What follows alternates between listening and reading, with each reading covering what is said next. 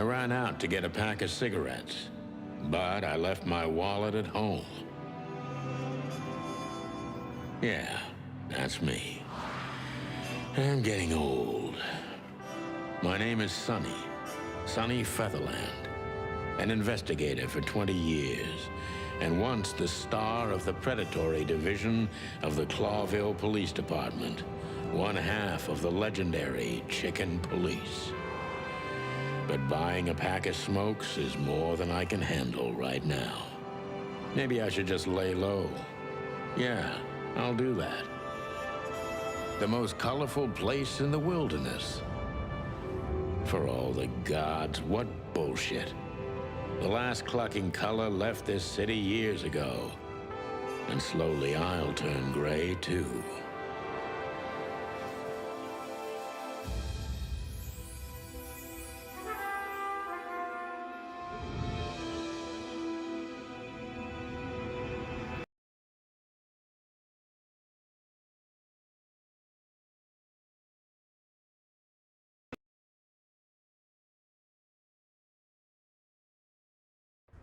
Ah, crap.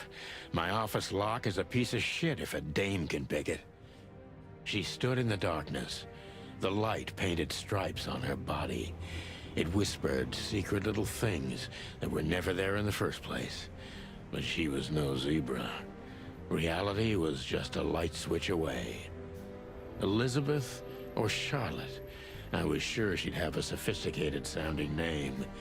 She had a bygone look in her eyes, older than this ancient building, and perhaps the whole city itself.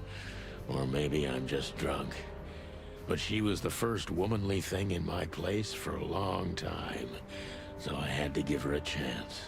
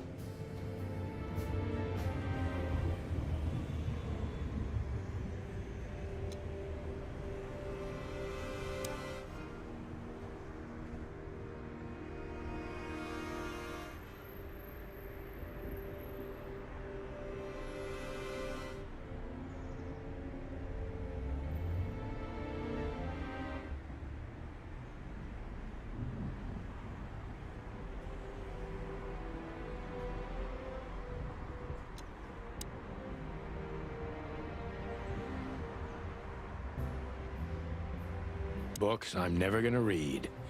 Maybe nobody ever has. I don't see colors anymore. Only emptiness. Everything faded. I need another drink.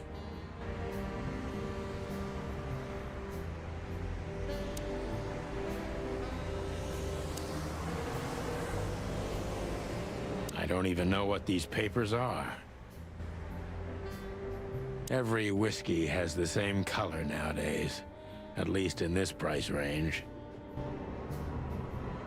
I promised myself I'd write a novel one day. She doesn't seem so dangerous that I need to grab my gun, but you never know.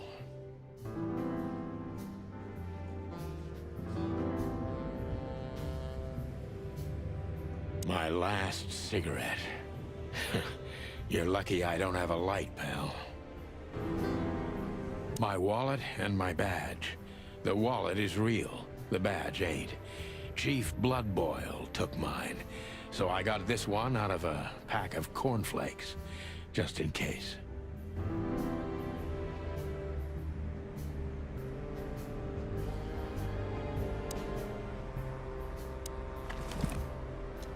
I haven't dusted you off in a while, partner.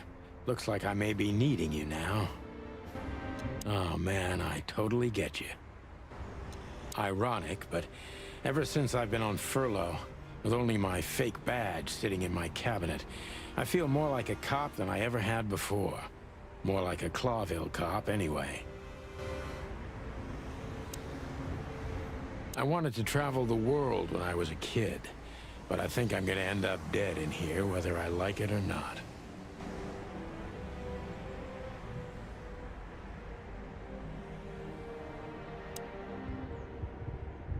Behind that door lies the kingdom of dirty clothes, cigarette butts, and empty bottles. The Wild Gentlemen. Those guys rebuilt the city after the Great Fire of 867. My heroes when I was a little chick. I'm starting to think they should have left Clawville as it was, burned to the ground. We used to be star cops a few years ago.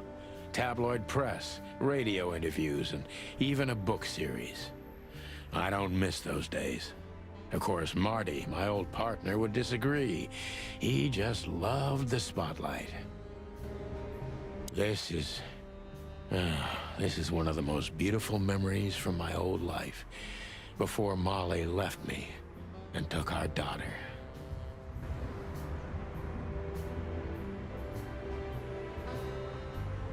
The good things in life don't last long. The best ones always leave first. I saw that in the window of a shoe store. I never understood it, or what it had to do with shoes. M.B. Davis, the eternal king of jazz. The photo is from the days of jazz prohibition. I only heard the old man live one time, but I'll never forget that night. And not only because I woke up at the harbor without my gun, my badge, and my pants. I don't even know where the key is. Whatever's inside is gonna stay there forever.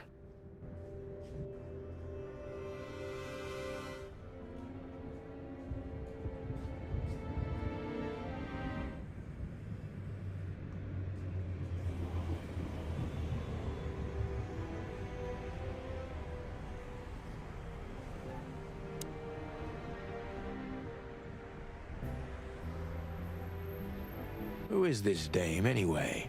And what the cluck is she doing in my apartment on New Year's Eve?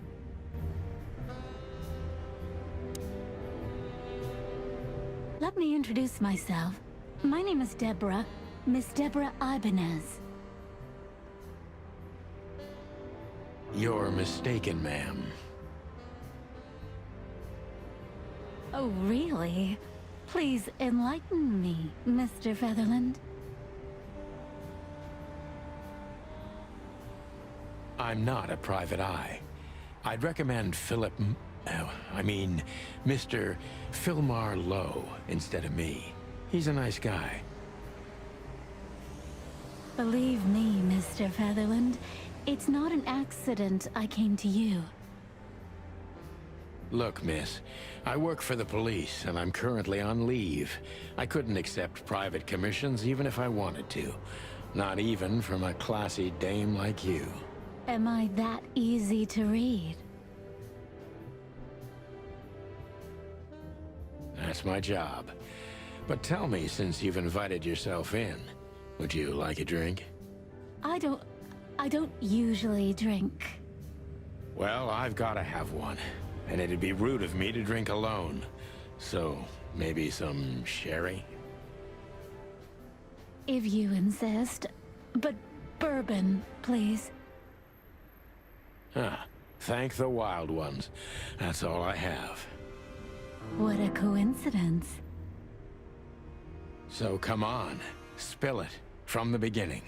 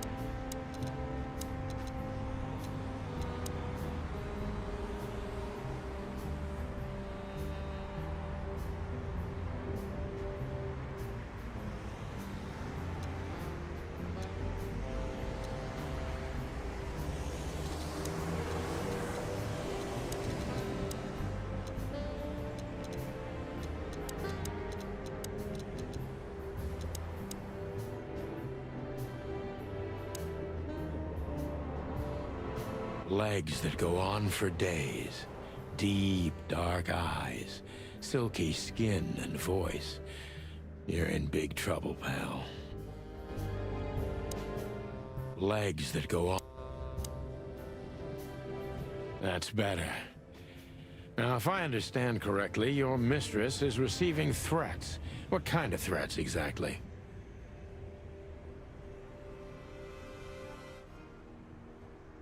It's a very strange matter. First, there were letters. Then it came printed on a wine bottle's label, sent as a gift. Then carved into a brick, thrown through the window. And finally, they painted it on the wall of the house in giant red letters.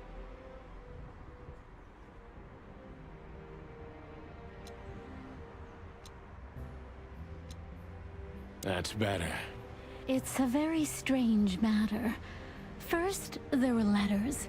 Then it came printed on a wine bottle's label, sent as a gift. Then carved into a brick, thrown through the window. And finally, they painted it on the wall of the house in... I think it's time to dig a little deeper. If you don't mind, I'd like to ask you some routine questions. Please, that's why I'm here.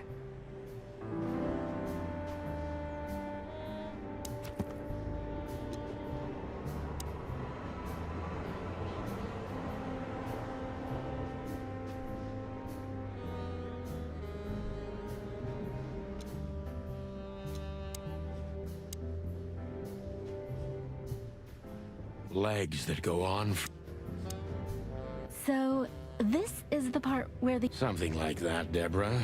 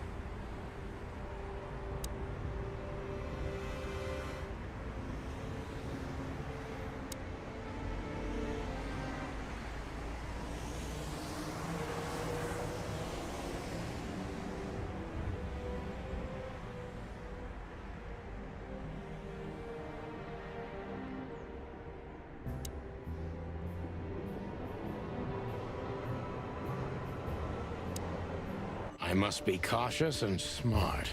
This dame seems shy, which I can use to my advantage. But I must be careful about what I say to her, or I could scare her off. Let's start gently, and when the time comes, we can go in hard.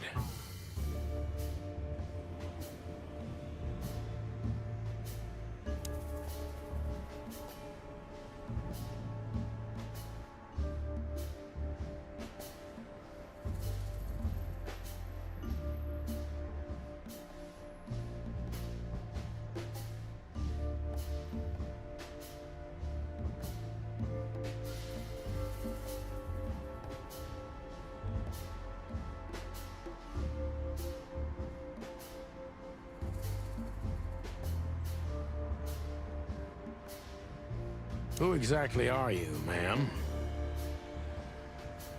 I'm not somebody important, Mr. Featherland. You're important enough to deal with such a delicate matter, right?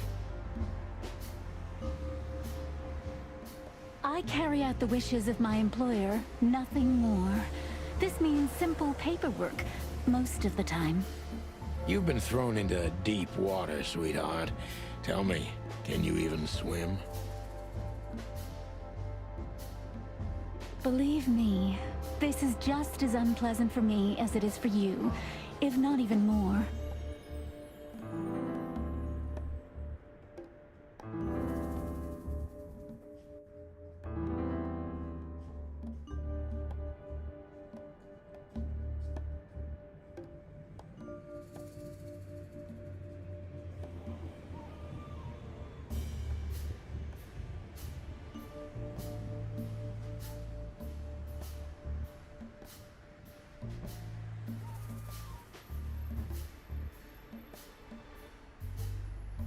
You're not very confident. Are you sure you're all right? Yes. Excuse me. I'm just a bit nervous. I've never done anything like this before.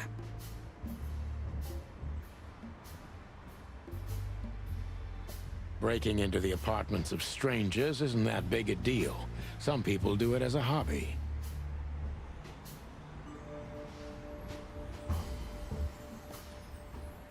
Please don't make fun of me, Mr. Featherland.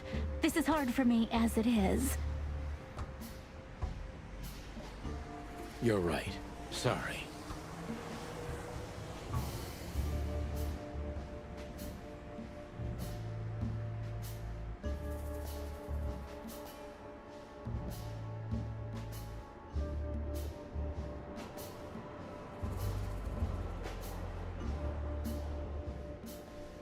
Did you come alone? All by yourself? I took the subway, then the tram, and then I walked. It wasn't easy to find this place, and to be honest, I had to be discreet. Yeah, well, I think I'm starting to get the picture. This is quite unpleasant for me.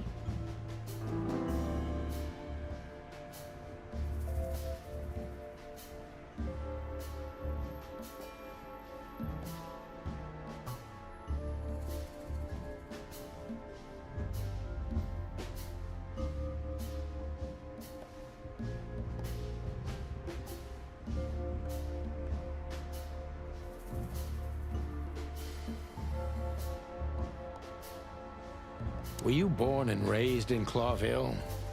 Why do you ask? I couldn't think of anything better. Well, I'm not from around here. I'm from Grassmore. Maybe you could hear I have a slight accent. Do you know where it is? Where what is? Grassmore, of course. You just asked. Oh, that. Don't worry about it. I'm not interested. Huh. Do you like to play with other animals? Oh, for the wild ones. Am I that transparent? I'm afraid so. Well, I'm a little rusty, it seems.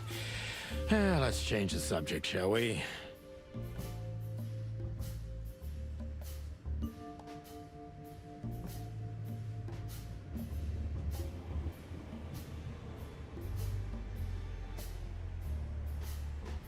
Why did you come to visit me? Why not your employer herself? My employer is Miss Natasha Katsenko. She hasn't been leaving her home lately, only if she really has to. How so? Miss Natasha is afraid. She's scared because of those unwanted messages, and everyone knows who she is. So she's that kind of woman. I don't know what you mean. Of course you do, Deborah. Thank you, by the way. We're finally getting somewhere. We avoided the point long enough. Deborah's hiding something, no question. Let's focus on that.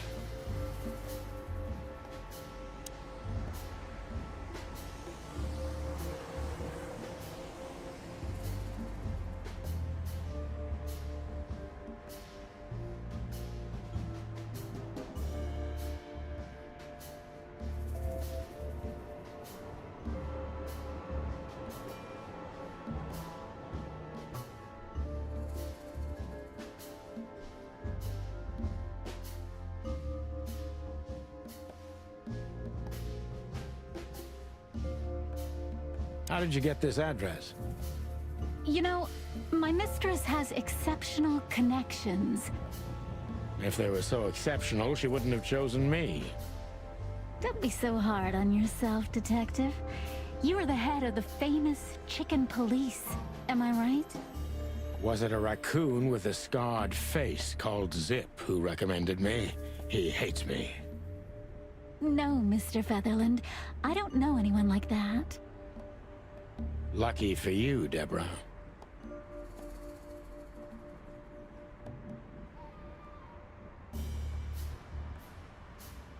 What do you want from me?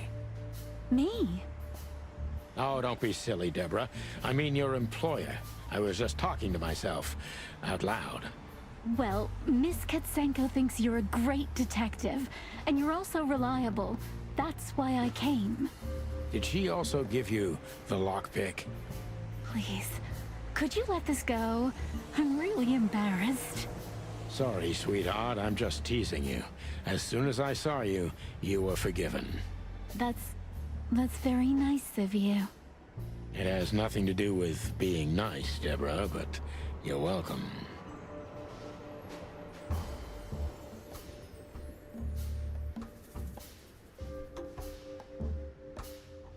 Don't you think this whole thing is a little suspicious? Look, Santino, I'll explain everything. I have no doubt about that. You look just the type, sweetheart. No offense. I'll take that as a compliment. Or maybe I'll act like I haven't heard it. You see, we're starting to understand each other.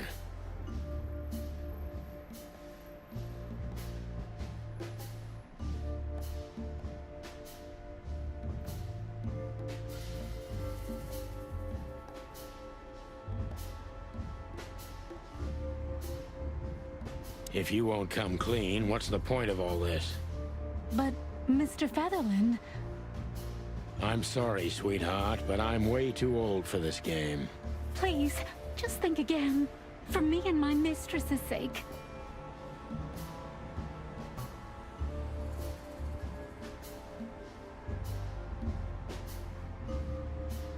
Tell me, Deborah, why should I believe you at all? Because my mistress trusts you. Should that be enough? If you really like what she thinks you are, then... Damn, what can I say to that? Look, I didn't mean to back you up against the wall. You have a way with words, sweetheart. Did you ever want to be a cop? No, not for the world. Heh, smart answer.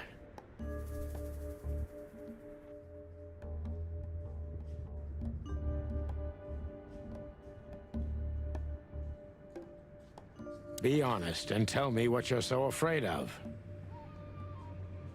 You know, Mr. Featherland, my mistress's partner is Hobart Wessler. Or as most people know him... Ibn Wessler, the Kingpin. Exactly. Feathery gods, help me. So you get it now. The secrecy. To put it mildly, I think I understand it all. Wessler. This little piece of the puzzle changes everything.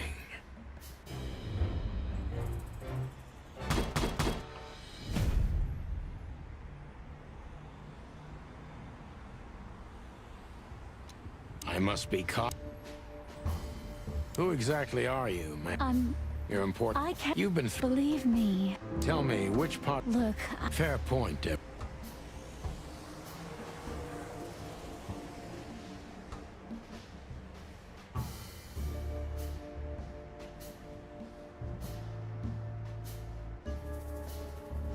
Why did you have to visit me this particular... I have my reasons.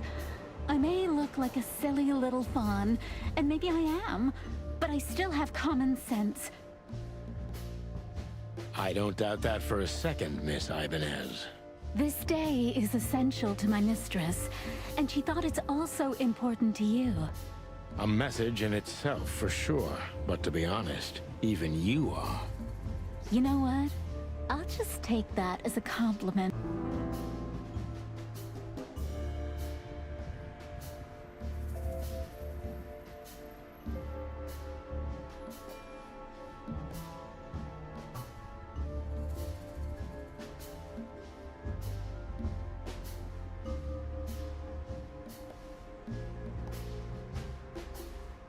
Why did you come to visit My house? Miss... So, I don't... of course you'd...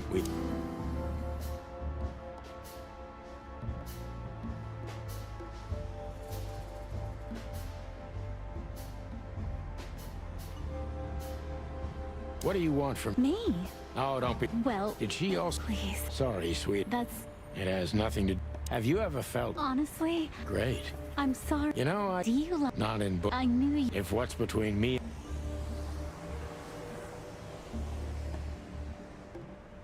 If you won't... But...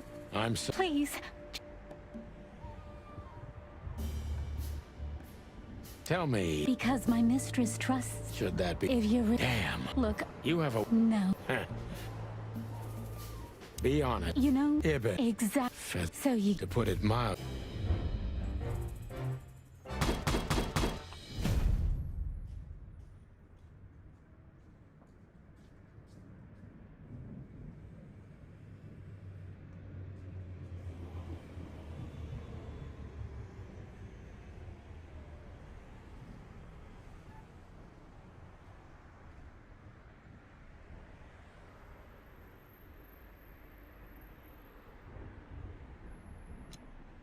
I must be cautious.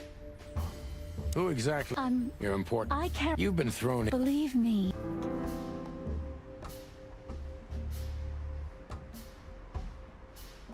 Tell me, which... Look. Fair point. Why did you have... I have my... I don't doubt that for a second, miss. This day... A message. You know what?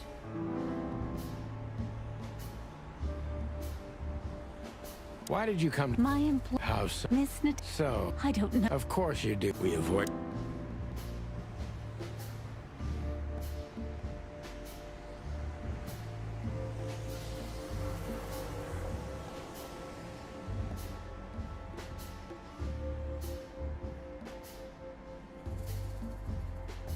What exactly... I expect... Oh, that's... Someone... Well, I am... And... That's right. And... No question of... And has a... Okay.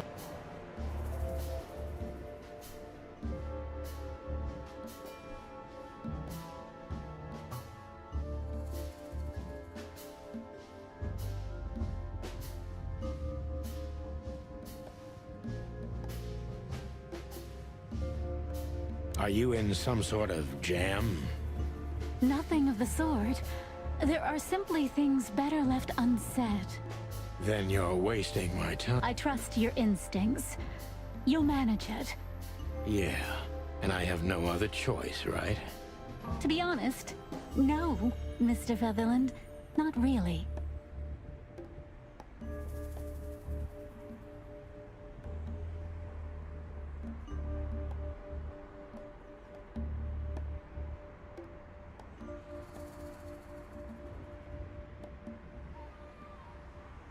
Have you ever felt truly vulnerable?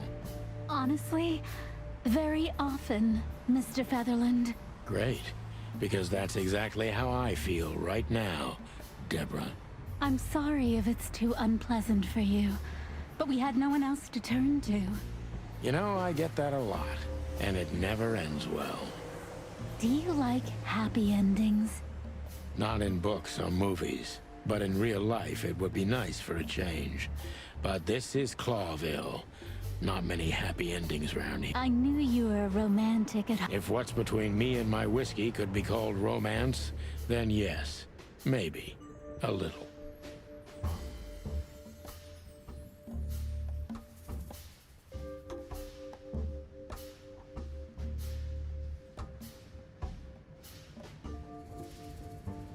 Tell me, Deborah, why should I believe you at all?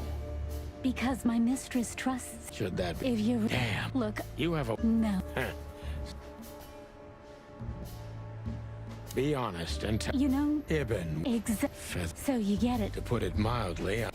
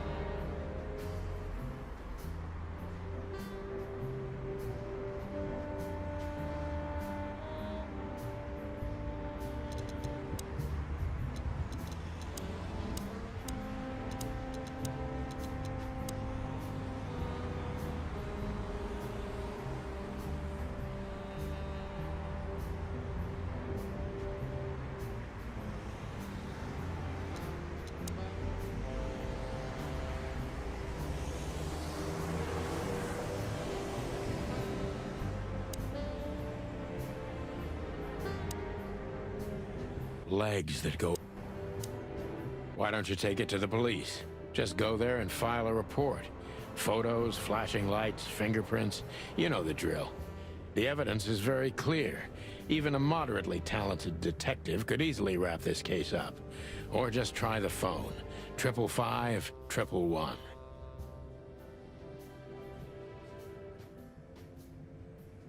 Please, take a look at this. Well, okay. Let's see.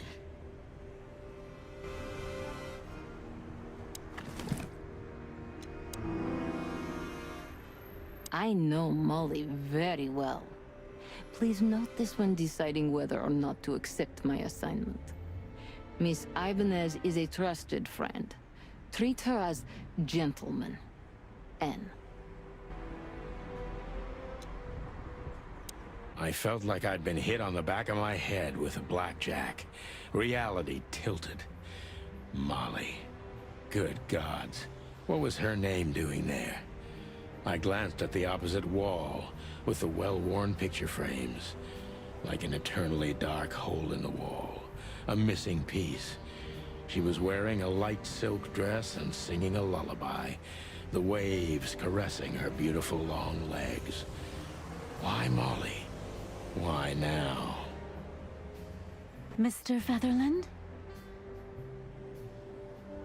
Santino, are you all right? What the hell is this supposed to mean? I don't know anything, Mr. Santino. My mistress told me to give this to you. She said you'd understand. Don't you? Oh, of course I understand, Miss Ibanez. I get it very well. But this case is becoming more and more confusing. It's starting to look like blackmail. Blackmail? Don't play innocent with me. But... All right. When can I visit? Visit? Me? Not you. Miss Katsenko. Oh, yes. You can find her at the Tsar Club. Didn't you tell me she's not the social kind? That she's especially unsociable? Or does she only like loud and crowded clubs? No, she's really not like that. But she owns the place. Judging by the flyer, it must be a very busy club, especially on New Year's Eve, right? I'm sure you'll have no trouble finding Miss Katsenko, but there's one small problem, Mr. Featherland. Let me guess. Mr. Wessler better not know about my visit. Exactly. How did you know? 20 years experience, ma'am. Oh, and please, call me Sonny. It was a pleasure to meet you, Sonny. I'll talk about the rest with Ms. Katsenko in person. A good friend of mine would be happy to take you home if you'd like. I'd appreciate that, Sonny.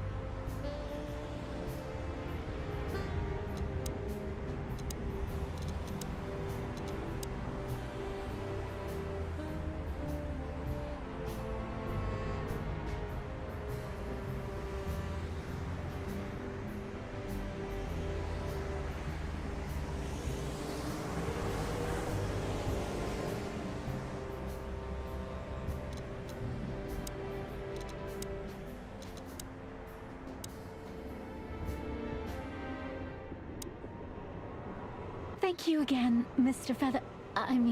Sonny. Don't mention it, Deborah.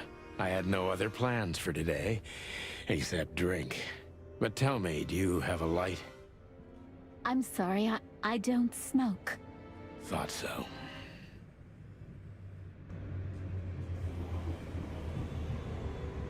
My bedroom. Sort of. Just a phone call, and a good friend of mine can take you home. Thank you, Sonny.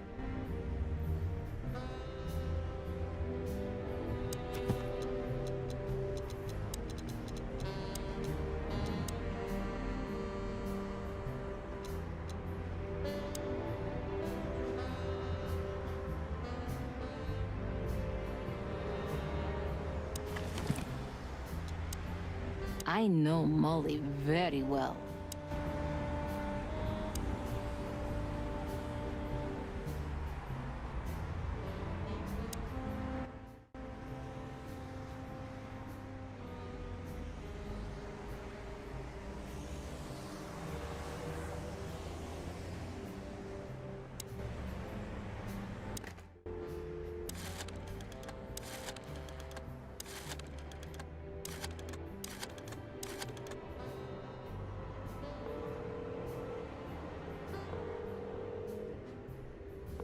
Bravo PD, how can I help you?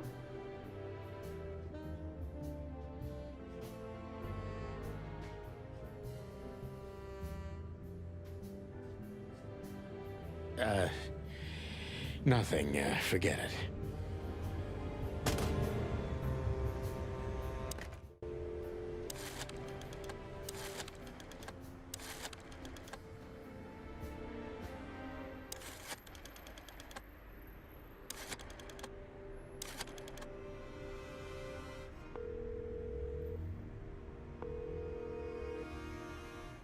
Hey, Lewis. Am I bothering you? No. Of course not, Sonny. Old friend. What's up? Could you come over? I've got a favor to ask if you're not busy. For you, anything. Just a minute. Lewis arrived a few minutes later. He lived in the rooms above, so it wasn't difficult getting here. Not to mention that he's a rabbit. It was a quick hop.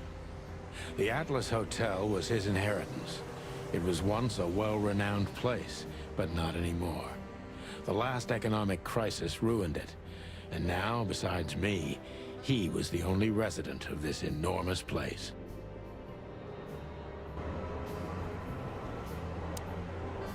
The good old rabbit. I can always count on him, even on New Year's Eve. Thanks for being so quick, Lewis. Can you drive Miss Ibanez home? I have some things to take care of. Of course, Sonny. You know, anything for you. Thank you for being so considerate, Sonny. I appreciate it. Don't mention it. Goodbye, then. So long, Deborah. Before I visit the club, I have to take a detour. I've got a feeling that this case isn't going to be a one-man job. And there's only one bird in this city I can trust. My ex-partner, Marty. He's going to be at the station. I can only hope he'll be willing to talk to me.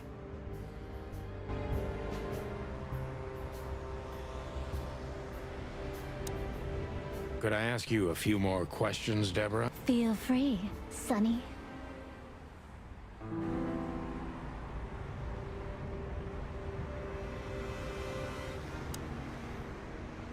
I can always count on you. Don't even mention it, my friend. You got anything planned for today? I thought I'd visit a nightclub. It's New Year's Eve, after all. Well, I didn't mean to hold you up. I'll ask a favor of you someday. I owe you a lot of those, don't I? That's true. I don't deny it.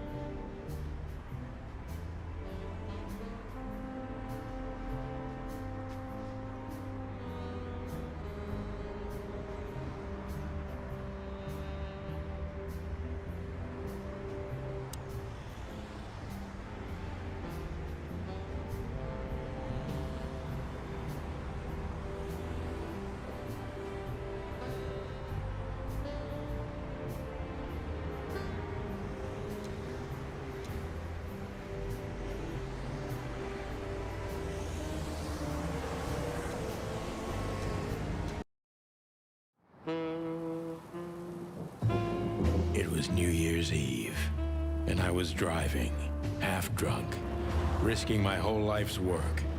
But still, it didn't feel any different. Every day was the same.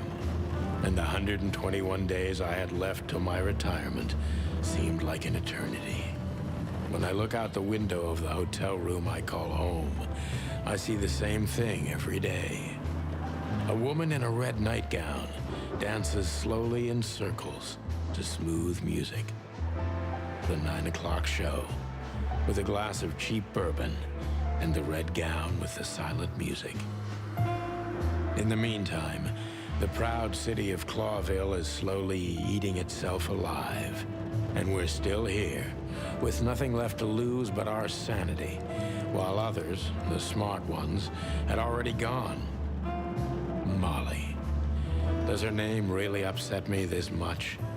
All those years of solitude, and I still jump without question every time I hear it. And then there's Marty, my ex-partner, who hates me. But I know I have to speak with him, no matter what.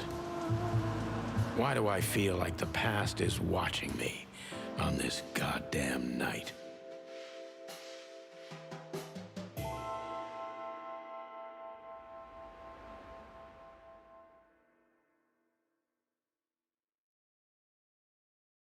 I knew where to find Marty. At the station, we'd always draw straws about holiday duty. Marty never joined in. He always took the New Year's Eve shift, even though he had someone to go home to. I understood. 10 years ago, we survived the night the press called the Bloody New Year. Forgotten by Clawville, but not by us. We both left parts of ourselves behind that night.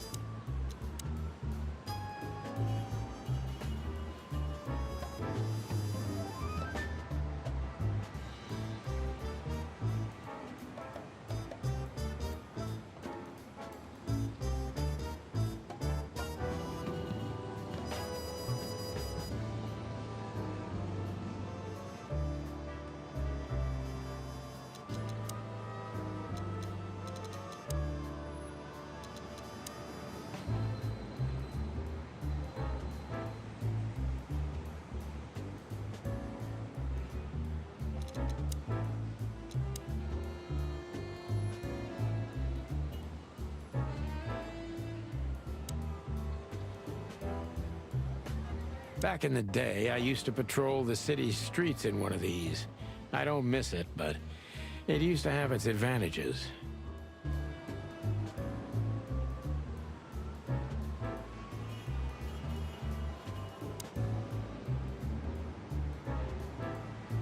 Every time this poster disappears, good old Blood Boil puts it right back, immediately. I tore it down at least 3 times already.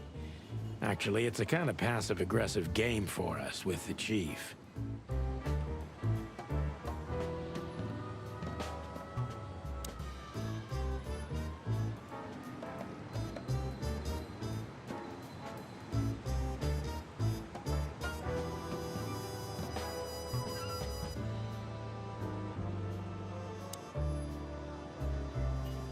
Phyllis and Roy's.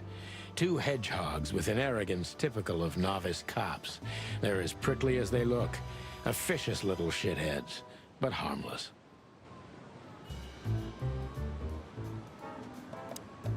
Well, look at that. Hey, Sonny, what you scratching out over here? I heard the big boss threw you out. Tough luck, boys. I may not be on duty, but I'm still a cop, just like you. Well, more than you. Hey, you don't have to be so peckish, old bud. By the way, you're on luck. Blood Boil's not in tonight. Malloy is in charge. Oh, God. That clumsy buffalo is here tonight. If he doesn't end up in a cell again, he's lucky. You got it. You looking for Marty, eh? I see you're still the brains around here, Phyllis. Yeah, I'm looking for Marty. Birds of a feather flock together. I see you're still the funny guy around here. You'll find the giant feather duster at the shooting range. As always. Hey, Royce. I'm telling you this because maybe you'll be able to understand. If this prickly shithead makes another racist remark, I'll strangle him with his own raincoat. I'd love to see that. Hey, whose side are you on, you jerk?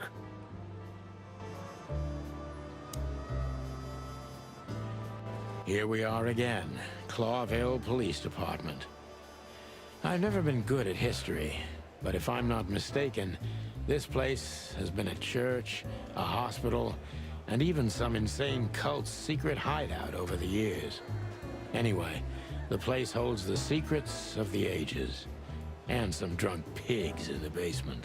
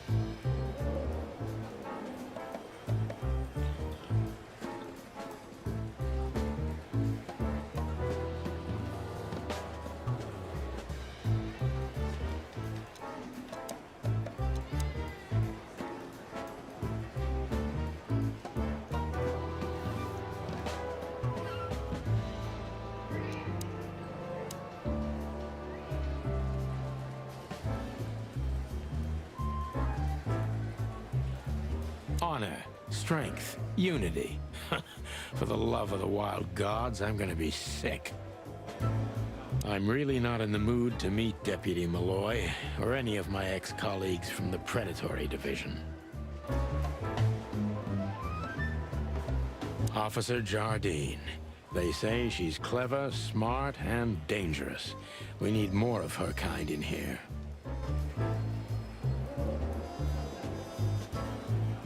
One of Blood Boil's favorites. Mainly because he's a dog, of course.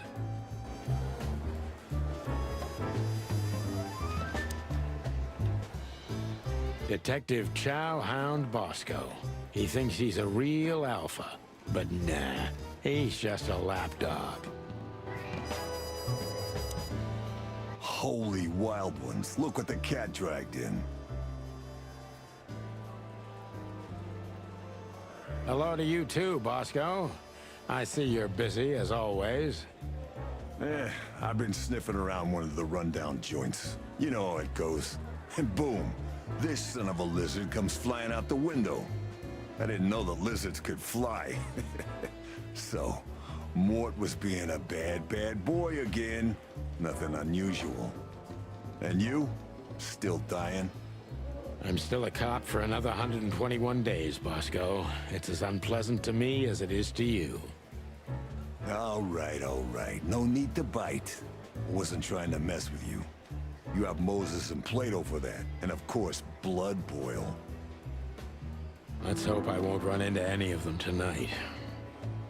Looking for Marty, eh? Ever since you left, he's kinda lost. He's trying to hide it, but he's not the same bird. Well, I don't think we'll have a teary reunion, thinking about how we parted. Let me give you some advice, Sonny. Let him rage. He'll be the same after that. Anyway, he was the one that shot you, right? You should be mad, not him. It's not that simple, Bosco, but we'll see how he reacts. Thanks anyway. No worries, pal.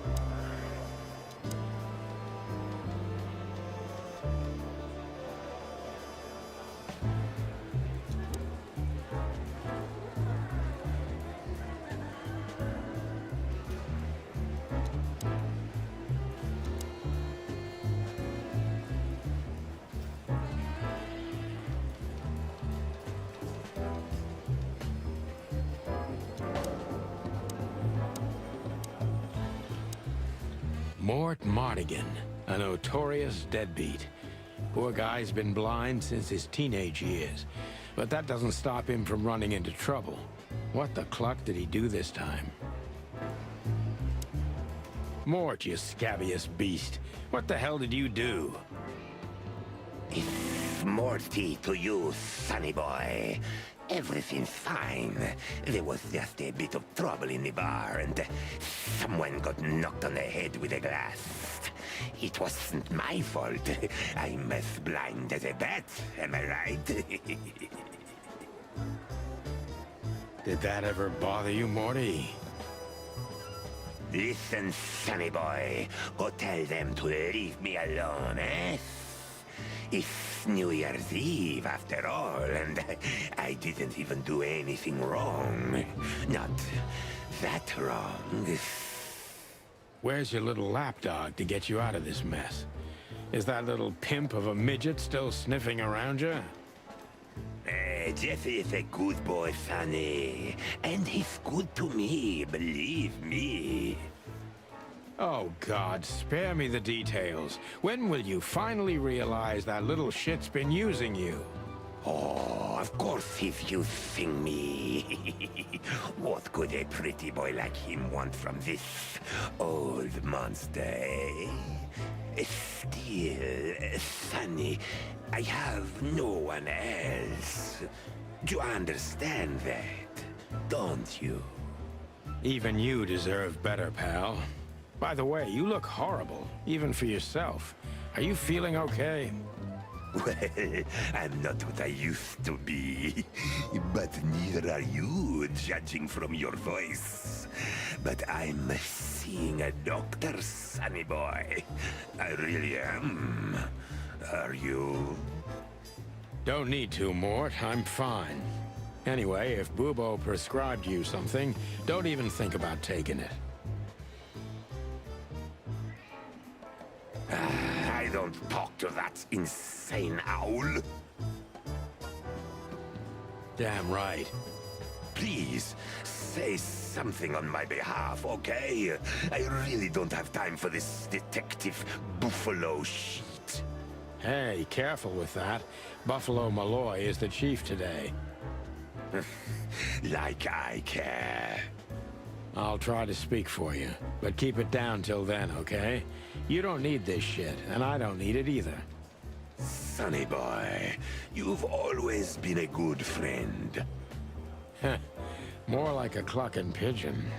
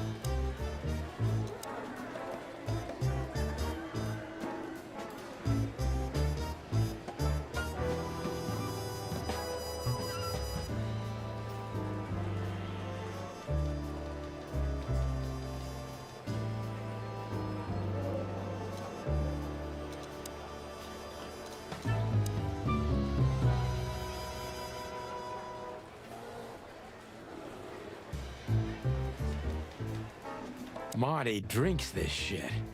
I've never tried it, but I'm pretty sure it's gross and probably toxic. We used one of these as target practice once. Not out of disrespect. We were just too damn drunk.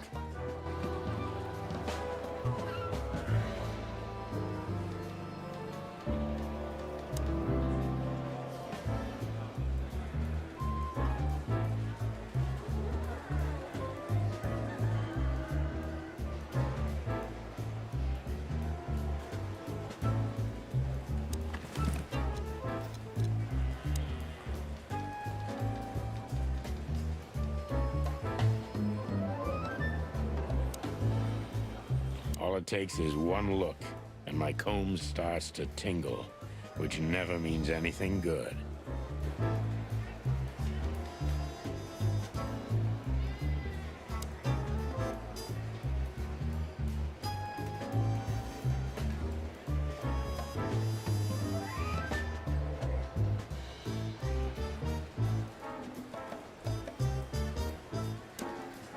Monica Rosen.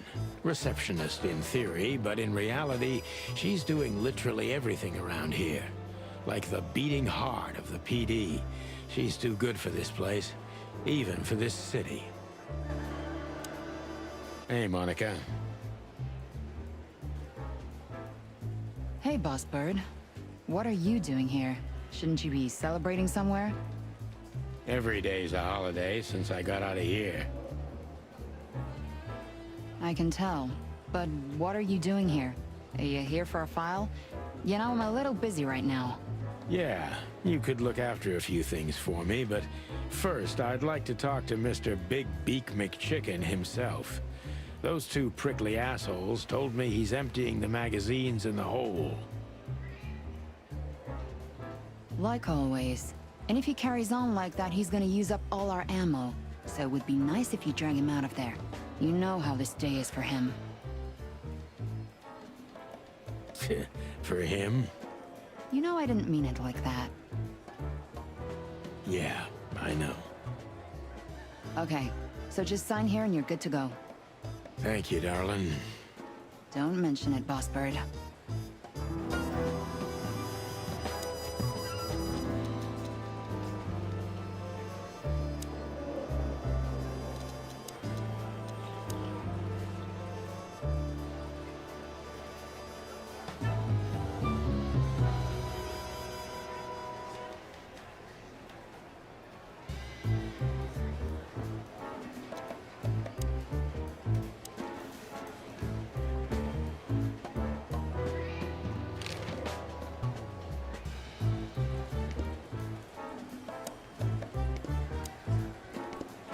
Want a blood boil?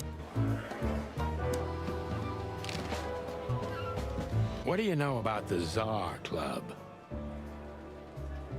Nothing special. I've never been there. It's a famous place, though. Expensive cigars, unaffordable drinks, pretty gals. All the movie stars and politicians go there at least once a week. And all the big shot mobsters, too, I've heard. Yeah, I was saying the same thing. Still living in the Atlas? If something works, why change it, right? Well, if you like it there. Listen, Monica, you could, come by sometime, for a drink, or two, you know? I didn't hear that, and you didn't say that. Okay, got it. Sorry. Anything else, Boss Bird? Do we have a file on Hobart, Ibn, Wessler? Are you kidding me? We have a whole room just for him. Want the key? You can spend the remaining days of your paid holiday in there. No thanks. Never mind. You're a bit sassy today, aren't you? I'm sorry, Sonny, but I'm starting to shed my feathers because of this insane asylum. You know, New Year's Eve and Blood Boil's not here when he should be. Somehow I'm not sorry about that. Yeah, I bet you're not, Boss Bird. Natasha Katzenko. Interesting name. Is it real or just an alias? It's supposed to be real, but who knows? Good question. We have nothing on her. She's either clean or uses a fake name. Maybe both, but I don't think so. Aside from that, everyone knows what I know about her. Singer, star, the #1 babe in this town, so to speak. Thanks, little bird. It's something. Glad I could help.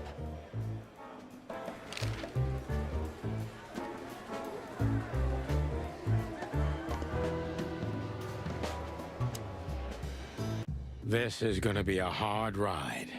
Last time we saw each other, he had a smoking gun in his hand, and I was bleeding. I don't know how we can get past that, but it's worth a try.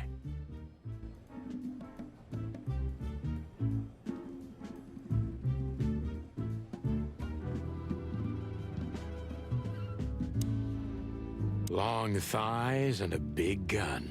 That's Marty's idea of a perfect woman. Can't blame him for it.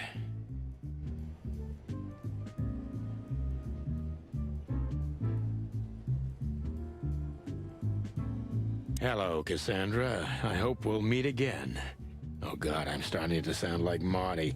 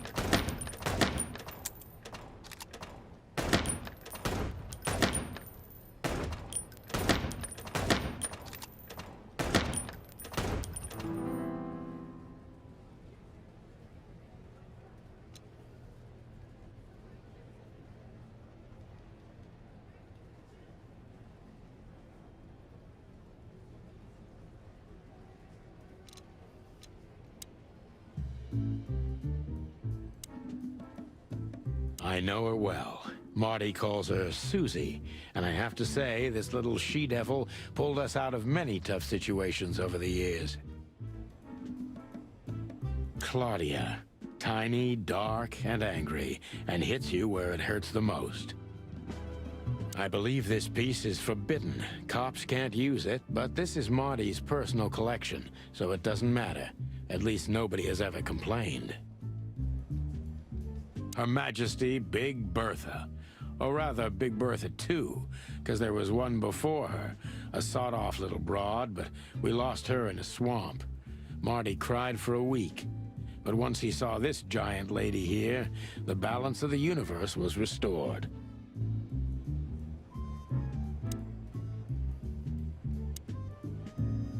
Marty looks good. Big and loud and angry as always. Hey, Marty.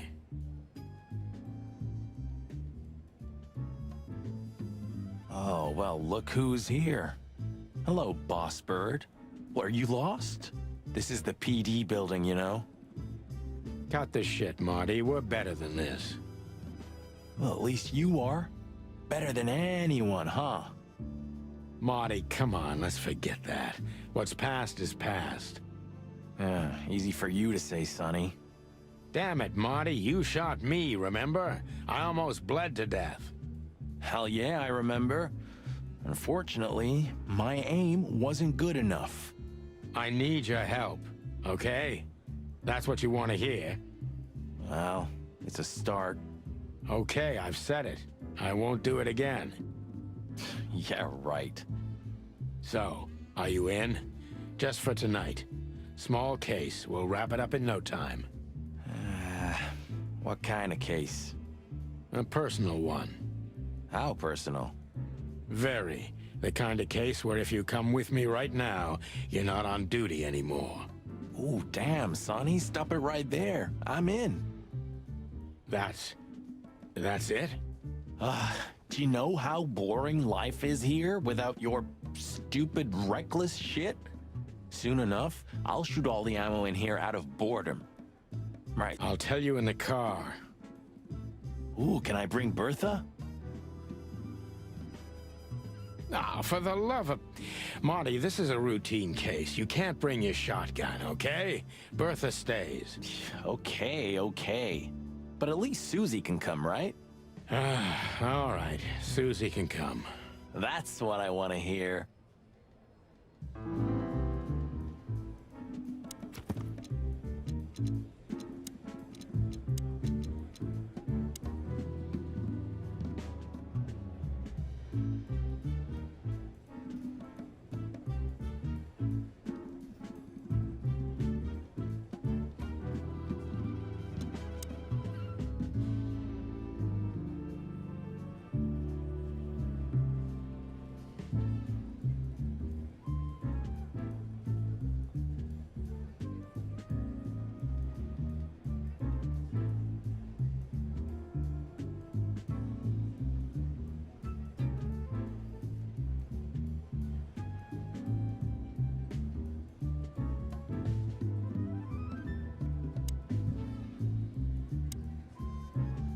Hey, Marty, what about Laura?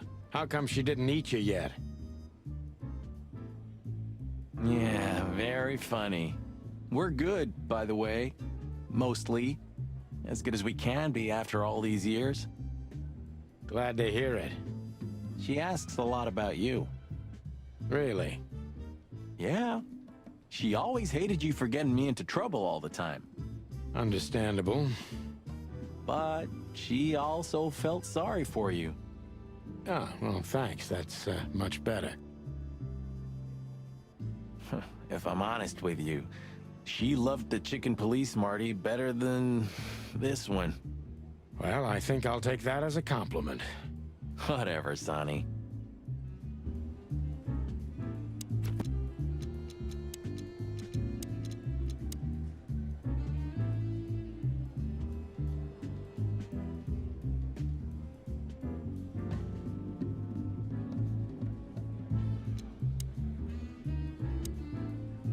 So, Sonny, you still limping? The pellets tore my right hip to pieces, so yes, the doctor says I'll limp forever. Ah, good to hear that. Fuck off.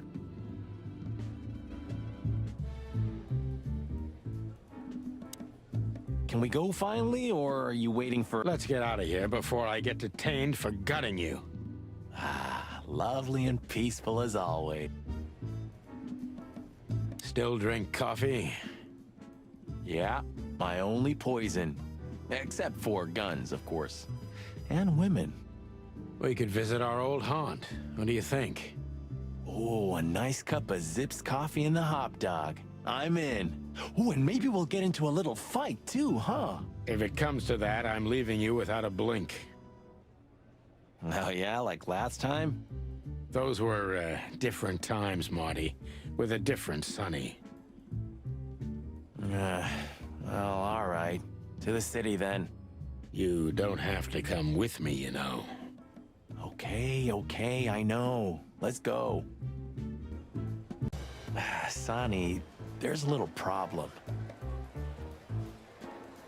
Not so little, and it smells, too. What the furry hell is Blood Boil doing here?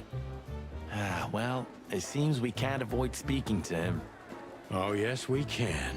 You have your rifle with you, right? What? Just kidding. Sort of.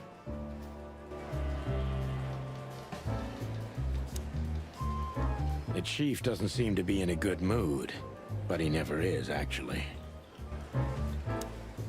What a surprise. The two pigeons back together. And without my permission, of course. Chief Bloodboil. Damn. What was that, Santino? Nothing, sir. What a lovely evening. Am I right? I don't want to hear your crowing, Santino. What the hell are you doing here? Hey, careful with the racist barking, old hound. Oh, it's getting hot in here. Can we just skip this part? It's New Year's after all. And you're on duty, if I'm not mistaken, Martin. Where do you think you're going? That's it, boss. To serve and protect. Sonny was in the neighborhood and stopped by to say hi. He's a cop too, right? Only on paper, and you know that very well, Detective. I don't want any trouble, boss. I just wanted to say hi to Monica, and then this feather pillow showed up. I invited him to grab a quick coffee. You can allow him that much, can't you? Your coffee breaks usually end up in shooting or brawling, chickens. Oh, just a coffee, boss. I swear. Oh, have a heart. It's New Year's Eve, and I haven't seen my old partner for so long. How touching. You shot him with a shotgun, if I remember. Family quarrel. For all the marrow bones of the world, get the hell out of my sight! Have a lovely evening, boss. You especially. Fuck off right now, Santino.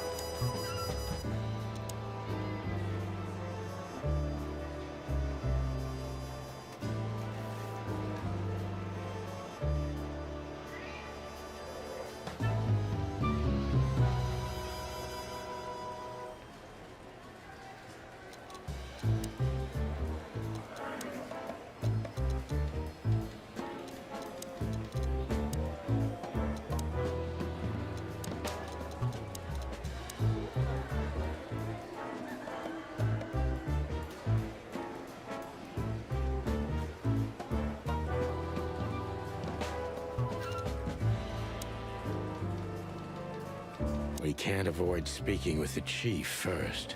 And it would be nice to say goodbye to Monica, too.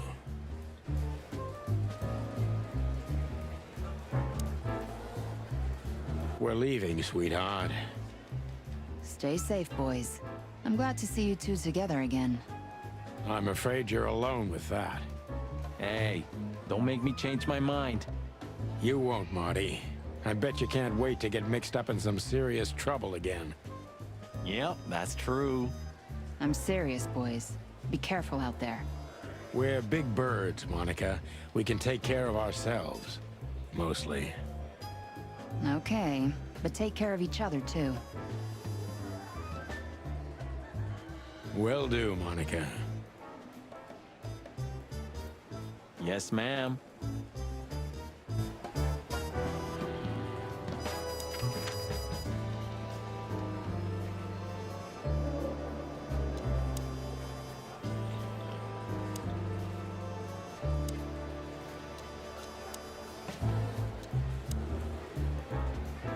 The hop dog was like the last warning.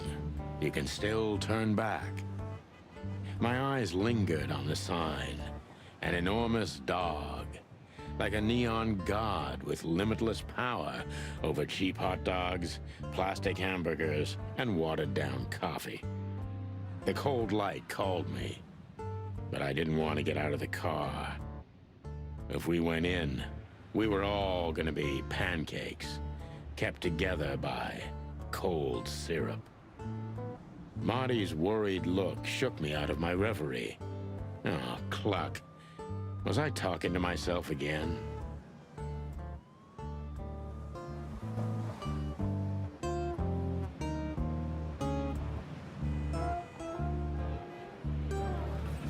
There used to be such life around here before it became an insect ghetto.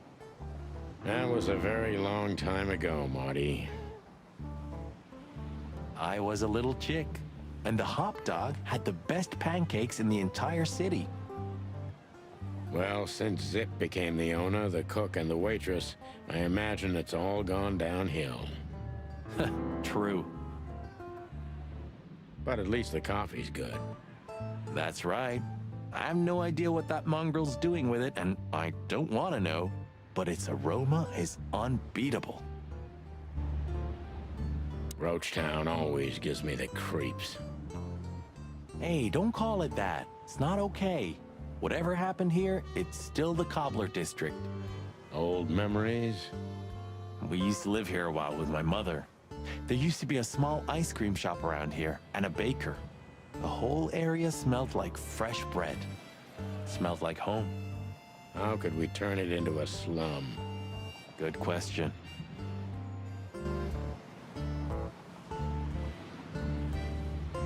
Peaceful, isn't it? Because the whole town's probably drunk by now. Maybe that's the only way it can bear itself. Doesn't it remind you of someone? Shut up, Marty. Got you there, old bird.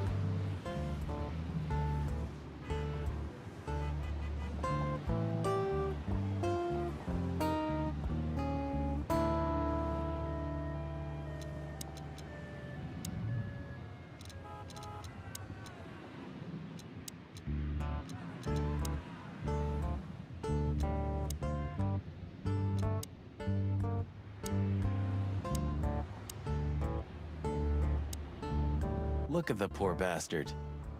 He's looking okay, Marty. Remember what we saw when we worked at the Hive? Wild ones. Don't even remind me. Trying to forget that shit every day. It's been even worse since. I guess you heard about the riots. Who hasn't? You know, people are afraid that the Great Fire will happen again, and those hive houses are pretty flammable. I don't speak of the devil, Marty. But to be honest, I have no idea how this insect matter can be solved. I do. We just open the ghettos and let the insects live among us like they did for centuries. Your heart is pure gold, buddy. But you know it's not that easy. Clawville isn't what it used to be.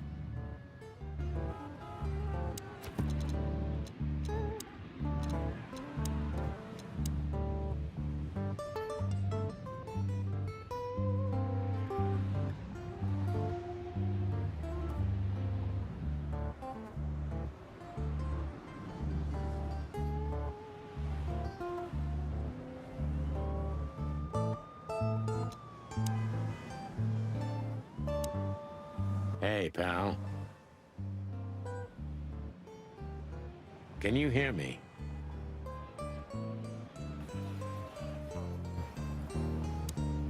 Is he deaf? I don't know. Maybe he just doesn't understand what I'm saying. Or he doesn't want to.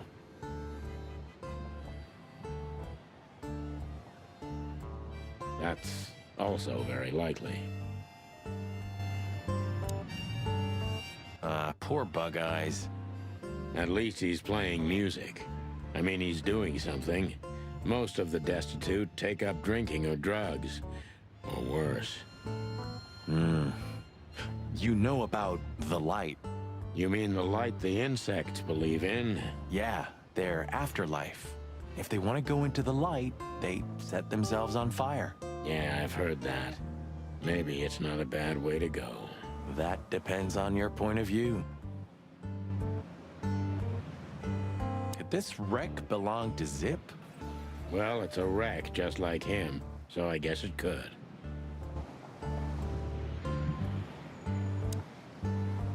Are you sure that thing's a dog? I always wondered. The name Hop Dog is quite a giveaway. Don't you think so, Mr. Detective? Sometimes the most natural connections lead us astray. Who said that?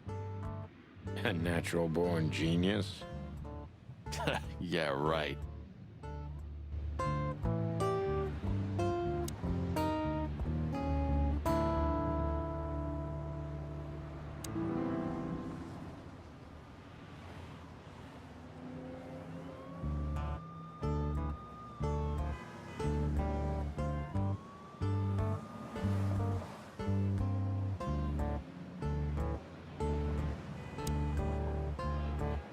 Of all that's furry. Is this still a thing? The situation's getting even worse, Marty. Have you heard how the young mothers of the Cobbler District are forced to make a living? I have no idea what goes on in the hive, Sonny. I don't think I want to know. But you're still gonna tell me, right? Prostitution is the lesser evil. What's worse is that some folks have to sell their kids when they're still larvae. Wait, what? Why? They pay a hefty sum for each of them downtown. They sell them as gourmet food in the most expensive restaurants. Oh, I'm gonna be sick. We made this city, Marty. Clawville didn't do this to itself. Don't ever forget that.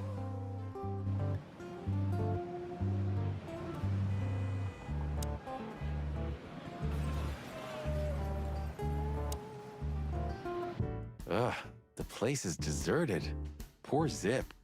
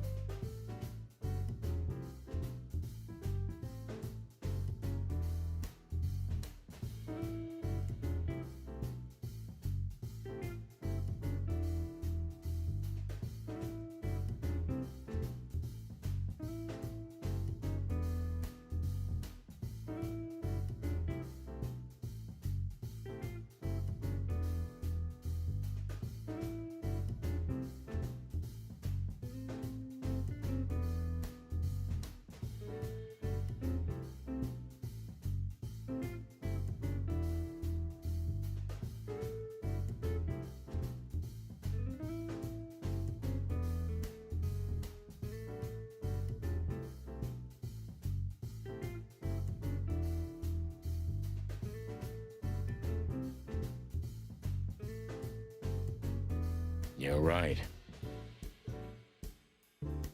Yep, the guy's middle name is Bad Luck. That's for sure.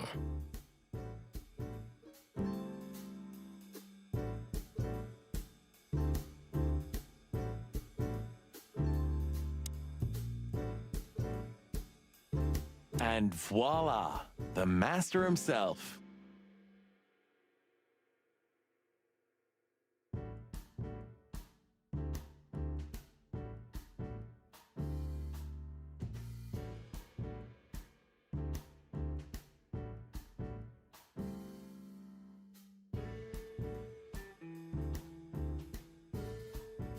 What a finch.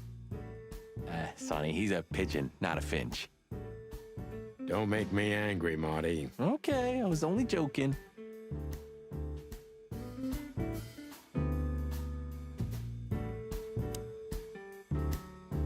The highlight of my day. Yeah, I can smell it already. How does he make the coffee here so special? Look at that mangy trash panda and tell me, do you really want to know? You're right. As always.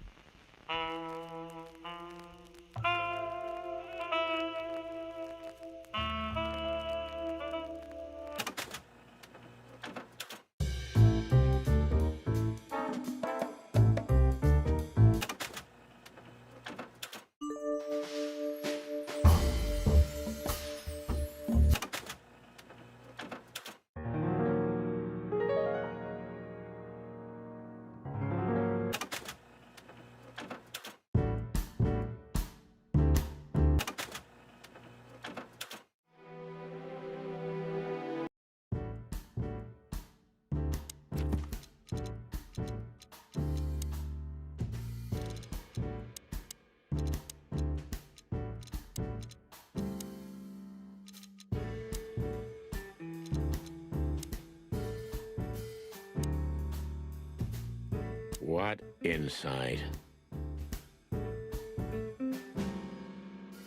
Well, that's a good question, pal.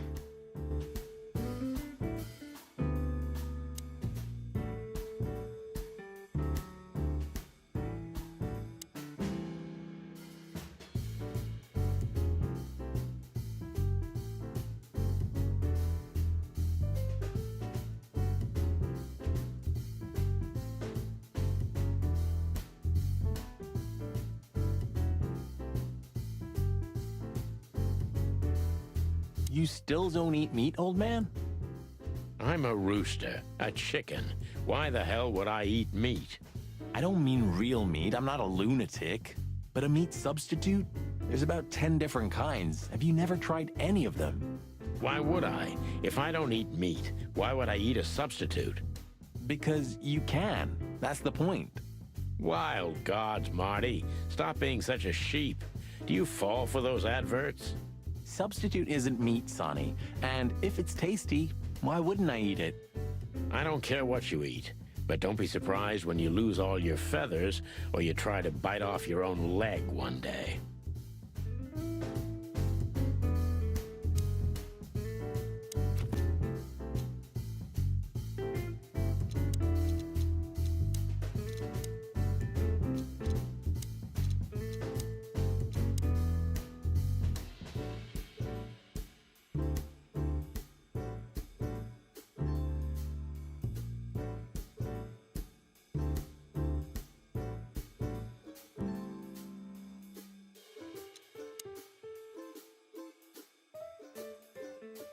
The door didn't look like this last time. Yeah, because last time you tore it out and beat that baboon with it. Oh yeah, I remember now. So that's why Zip remodeled the whole place. He had to. We didn't leave much of it standing. I didn't know how nice we are, I'd almost hate ourselves. Welcome to the club, partner.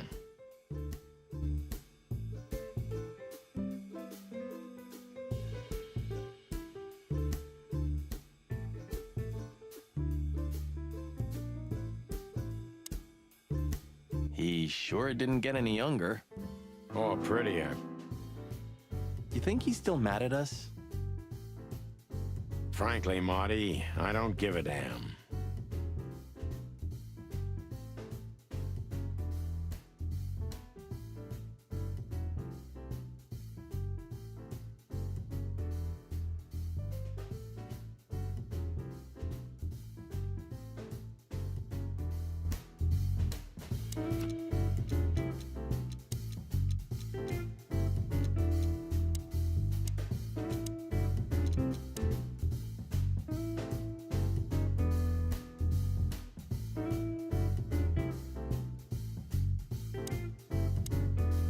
Hello, boys. Now, get the hell out of here while I'm asking nicely.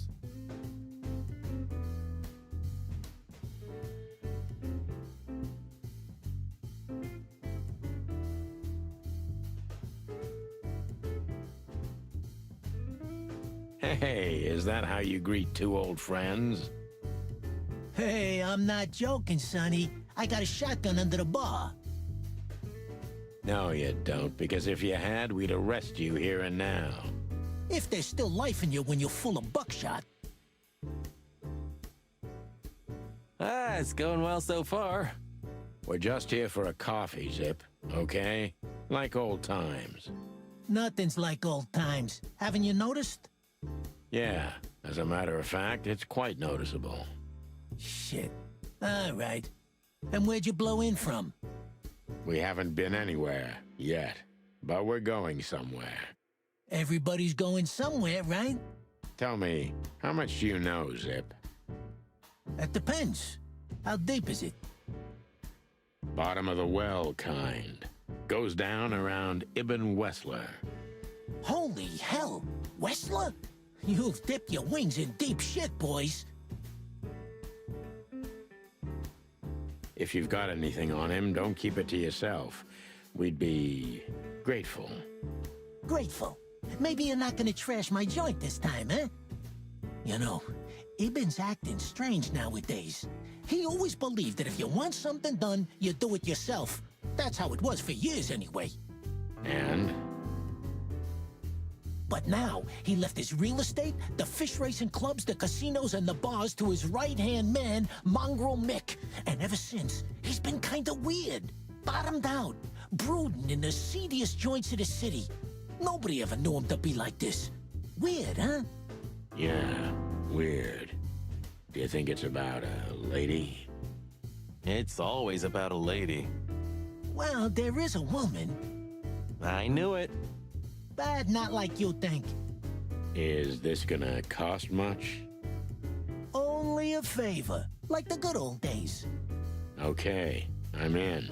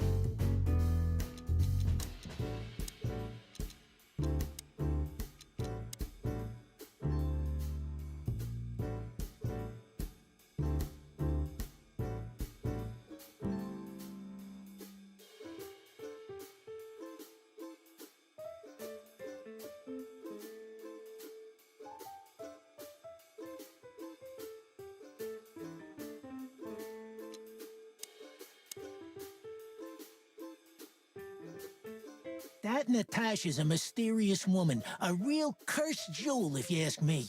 She came out of nowhere 2 or 3 years ago and landed on the stage of the millions almost immediately. Is that so? Interesting. Yeah, she's got a fantastic voice, makes men go crazy. But we all know that's not what's important. Then suddenly, bam! She got the whole club, just like that. But we know exactly how it was. I can imagine, yeah. Since then, it operates under the name the Czar Club, right? The old clicker's still clicking, right? Yeah, the club was renamed and remodeled. Everyone knows she was Ibn's lover, but she's not your usual canary. She didn't... Then how exactly does she fit into the picture? Check this. A few months ago, the old rat pulled out of his own businesses and gave control to Mongrel Mick and his mob. Mongrel Mick? Doesn't sound familiar. Mick the Marauder ring a bell? Damn, that little monkey came this far? I think that little shit took advantage of Ibn not being himself. Which has something to do with this Natasha, right? That's my guess. Thanks for the straight dope, Zip. We owe you one. One? You owe me the price of a new coffee shop, remember? Okay, okay. Whatever you need. Just call us. I cluckin' will. Thanks, pal. Hey, I'm not your pal, Marty.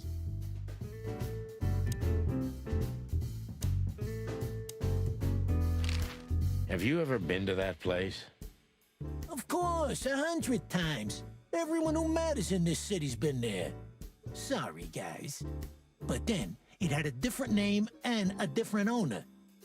Business affairs, right? Yeah, that was the dark era, Sonny. I don't want to talk about it. Roger that. I've got to say, you've revamped the joint pretty well. Yeah, after you trashed it, I had to. Look, I'm sorry, Zip. That ocelot and his gorilla. Baboon, not gorilla. Whatever. Sonny, what's your beak? So you owe me one until about the end of time. But I'd settle for you washing up here for a few years after retirement, Sonny. Mind your tongue, furball. So, Ibn's gone insane. Love will kill you in the end, they say. Seems like everyone's in a poetic mood today. You're one to talk, by the way. Huh? Why? So, about that woman. Is she really that dangerous? What woman isn't, huh? No, Zip. I mean really dangerous. She's got the most influential gangster of the city wrapped around her finger. She calls him her little furball. How dangerous do you think she is? You didn't get any younger, pal. You're telling me? You look like you haven't had a good night's sleep since forever. To be honest, I've never had a good night's sleep in my life. You will when the big sleep comes.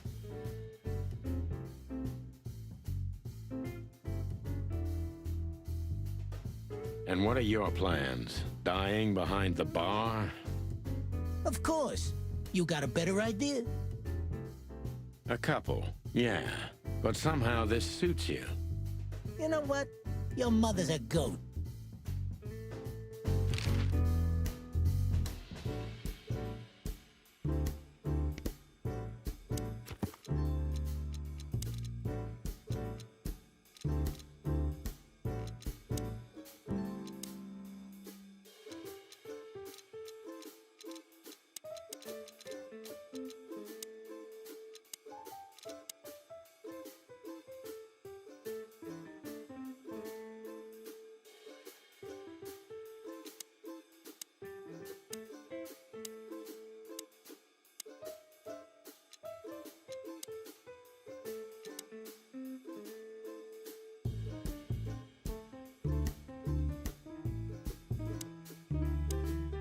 You sure talk a lot. And maybe the past is haunting me. Once a rat, always a rat. Oh, come on, Zippy. Don't be so hard on yourself. You got out in time, and you've been living an honest, ordinary life since then, haven't you? Yeah, right. How lucky am I, eh? It's more than what many others get, believe me.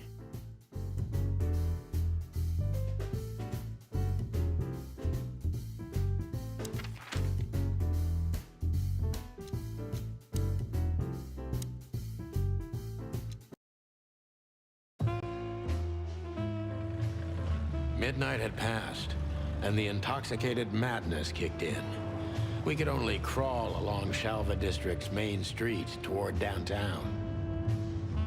The city's heart beat differently. Ancient buildings were defaced by neon signs and billboards, like half-drunk lovers on a fine leather sofa. Great old houses neighbored by garish modern blocks. A place that makes the head hurt. The Tsar's huge neon sign was visible for miles. A blazing red sign advertised tonight's main attraction, the amazing Natasha.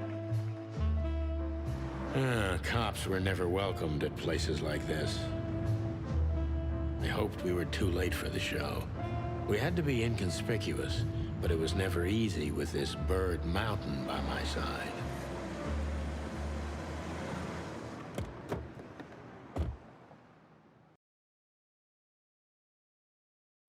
Ah, so this is the famous Tsar Club. More like infamous, Marty. It's not for our kind, that's for sure. And I don't mean that they don't like foul here. Well, at least we don't have to be afraid that they see you as a detective, Boss Bird. Very funny, Marty. So what are we gonna do now? We find Natasha, the broad who sent me the message, remember? But first, we need to get into the club. And Marty, please, don't monkey this up. Excuse me? On behalf of the well-respected and noble primate community of Clawville? Cut the crap, Marty. Let's focus on what we're here for, okay? As you say, Boss Bird.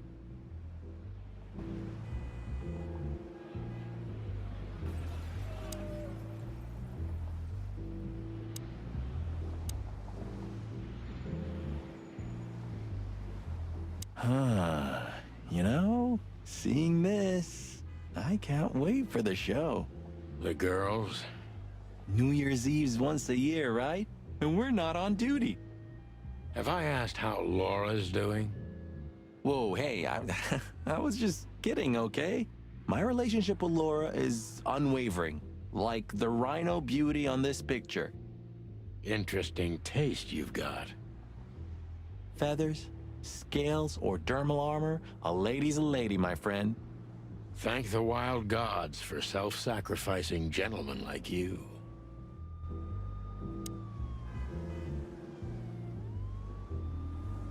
Do you remember when the Clawville Chronicle was a really high-quality newspaper? You mean when they wrote something about us daily? Yeah. What exactly happened to them? Well, they got bored with us, Marty. And to be honest, so did I. But still, here we are working together again. Funny, huh? Yeah, hilarious.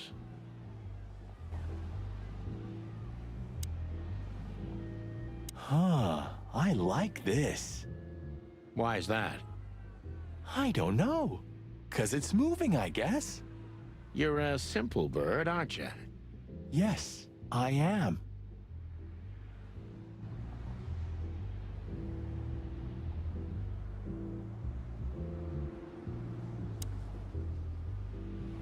Whoa, look at that. Isn't that the new... It is, Marty. A brand new 942 Silver Hawk. Haven't seen such beauty since I left Averia. Of all that's furry, whose is it?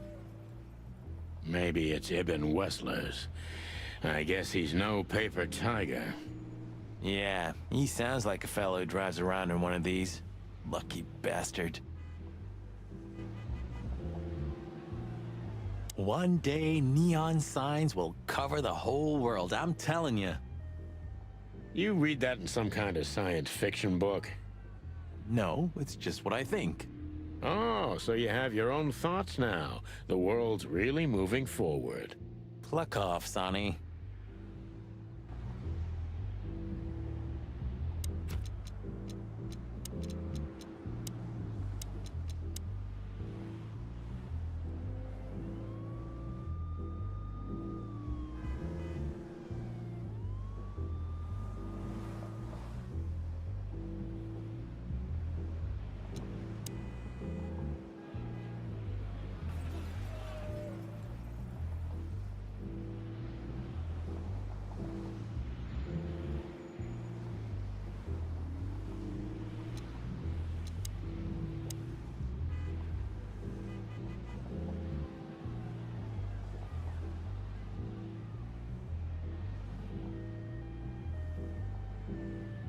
Honestly, I think these types of women only see faceless tuxedos, cufflinks, and wallets. And in the mirror, they're just brooches, necklaces, and earrings. Don't be so radical, Marty. They're women. They live by different rules. That was kind of deep. It's not. Just bullshit. There's more where that came from. Ooh, teach me, Master. When you're old and wise like me, you'll realize none of it is worth a damn thing. Wait, that was deep again, right? Maybe it was, Marty. Maybe it was. Amazing. Hey, that's your old friend, right? Wait, what was his name? Lawrence? Lamar? No, Liam. Lewis. Yes, it's him. To be honest, Sonny, I always thought that guy's not all there in the head. Nobody's perfectly sane in Clawville, Marty. But if not for this old rabbit, I wouldn't be here today. I'll never forget that. Should I thank him for that? Or kill him for it? You're reading my mind, boss. Sonny, my dear friend. Hi, Lewis. This is my partner. But I'm sure you already know. You have no idea how happy I am to meet you, Mr. Marty. I'm a big admirer of your work. Pleasure's all mine, Lawrence. Lawrence? Anyways, so, the legendary Chicken Police back together? Don't ruffle my feathers, Lewis. Those days are long gone. We're just here for the entertainment. Or something like that. I see. Well, that's a shame. See you inside? I have something to do, my pal, but I'll try to make it for the main event. Okay then. Catch you later, pal.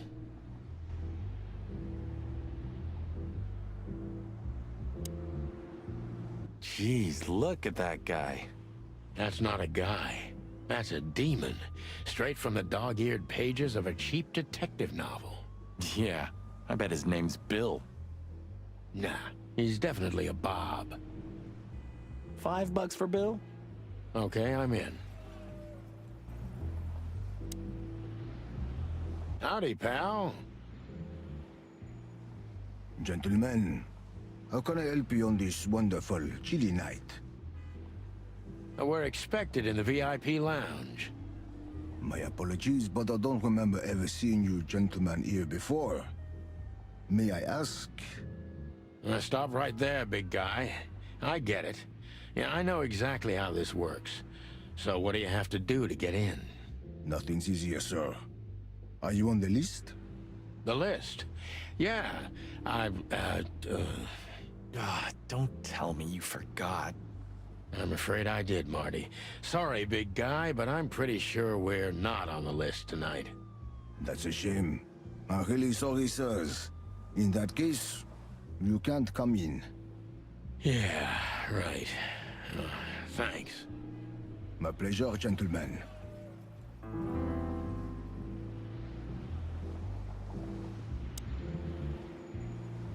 Look, I really don't want any trouble, but...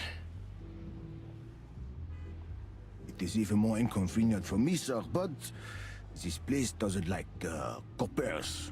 Forgive this slang. I can't let just anybody in, and there are some I am strictly forbidden to. Please, you have to understand. Listen here, you cow. Do you have any idea who we are? You ever read the papers? Of course, I know who you are, sir. I read the news and more, and I must admit it's an honor to meet you in person, Mr. Santino Featherland and Mr. Marty Machikin. The Bell of the Pantheress is one of my favorite books. Oh my God, not the books again. So it would be terribly inconvenient for me if I had to use force on you, gentlemen. What did you just say? Relax, Marty. This guy has chicks like you for breakfast. Thanks for the information, pal. Have a nice night. Thank you for understanding, gentlemen. And forgive me for my austere composition. No problem, Shakespeare. Say, big guy, you know Mr. Lewis Hayworth? But of course, Mr. Hayworth is an impeccable gentleman, and also a frequent visitor of the club. Is that so? Good to know. And? I'm afraid that is all, monsieur. What can you tell me about the first lady of the place, big guy? You mean Miss Natasha Katsenko, sir? You're right on point, pal. Nothing you don't know already, sir. Just try me. Well, she owns the place. And, that's it? Well, that's, unbelievable. Pardon, monsieur, but I'm not permitted to say anything more.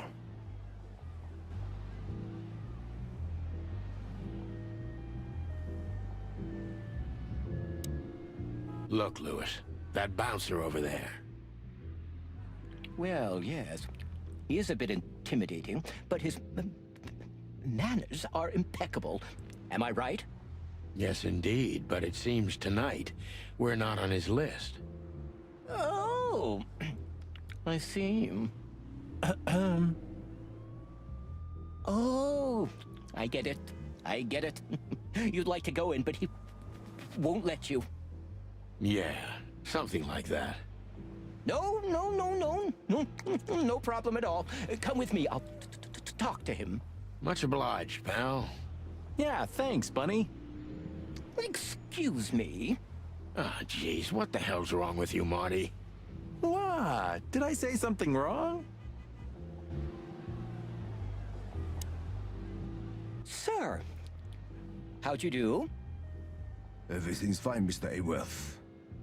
Good. Look, this noble pair of pigeons are my friends. They're on the list, okay? Naturellement, sir. And as for you, you owe me one, gentlemen. Thanks, old pal. It was my pleasure to help you, as always.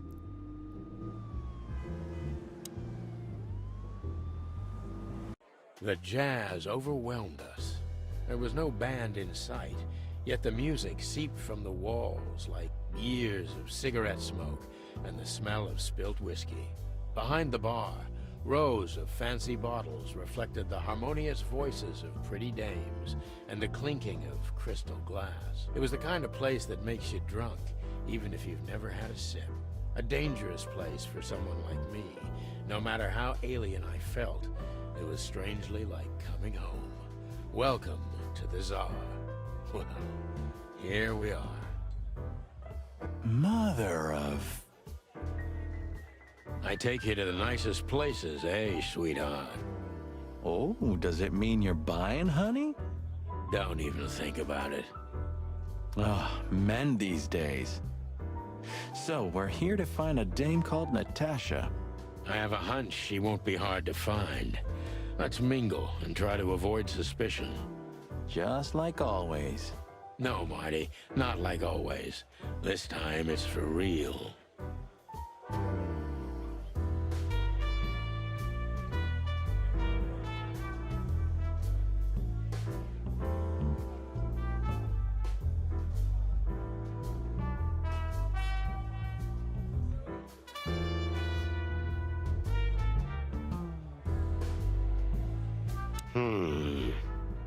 Look, Sonny, I know it's not my place, but Laura's father went to that guy when his, problems had gone too far.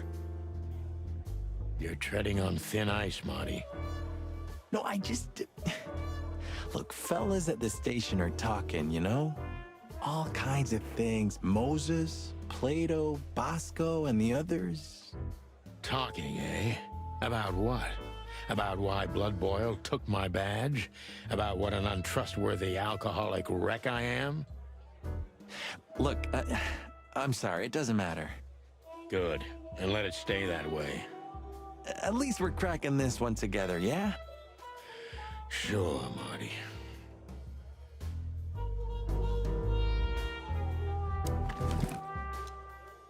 Come to daddy, darling. Calling booze darling, it's kind of weird, don't you think?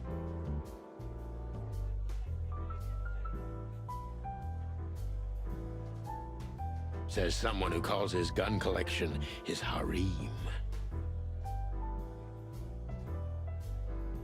Touché. I'll shut it. Good birdie.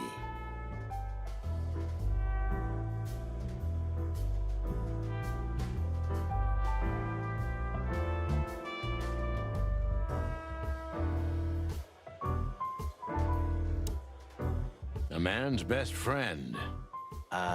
That's not a dog, Sonny. That's a horse. He just has a very weird mane.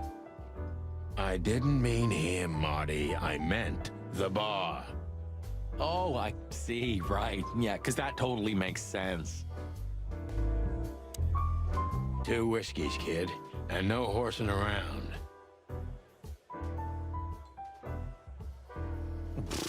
I've never heard that one before.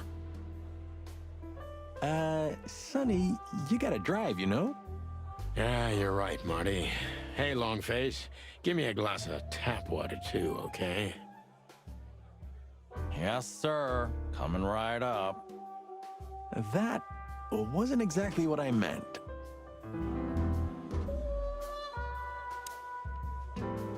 Tell me, Hey Breath, have you seen Natasha tonight?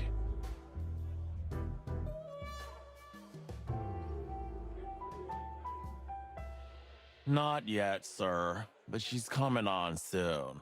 Well, can you tell me anything about Mr. Ibn Wessler? Sir, I don't want to. What about, let's see, $5 maybe? But, sir, you haven't even paid for your drinks yet. Yeah, stop riding on the details, Big Nose. You do your job, and we'll do ours, okay? I mean, we're not here for work, of course. We're just here to relax. Oh, yeah, exactly. Just a little fun. Of course, gentlemen.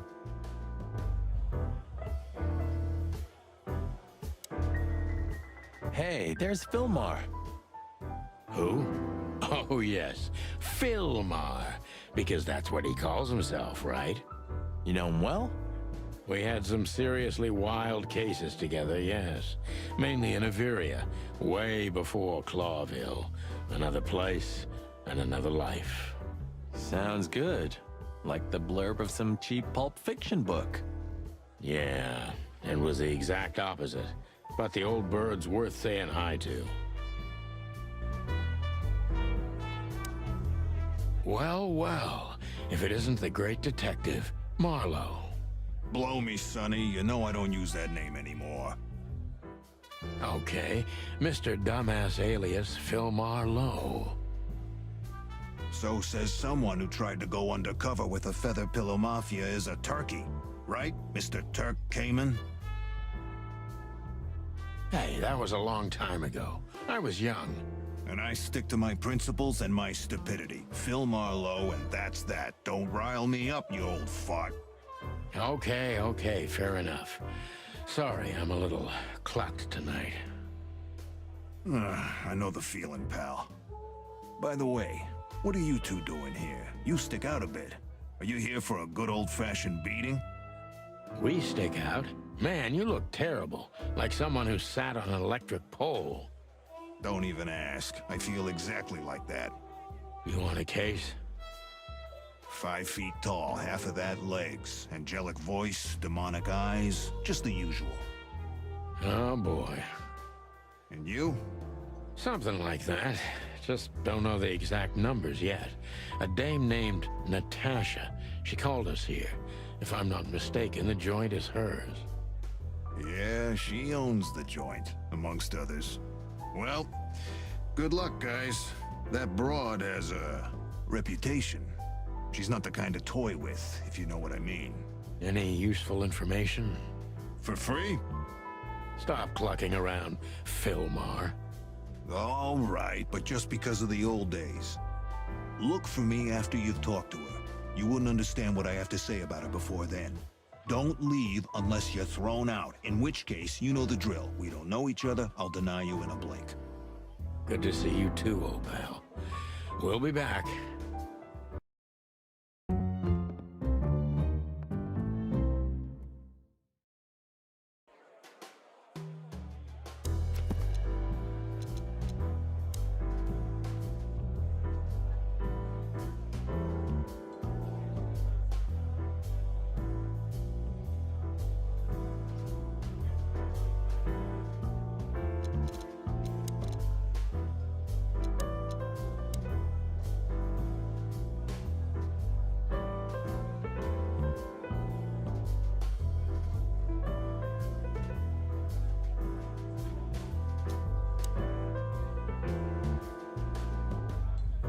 She has pretty long legs.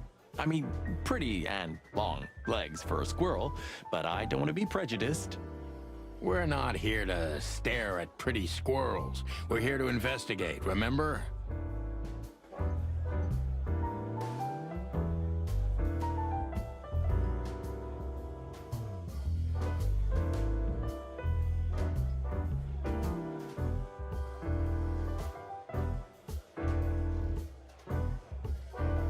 So, where the hell is Natasha? Let's ask that stud over there with those nice gals. That guy looks way too horny for my taste. Oh man, your sense of humor is bad as ever. You just need to get used to it again. What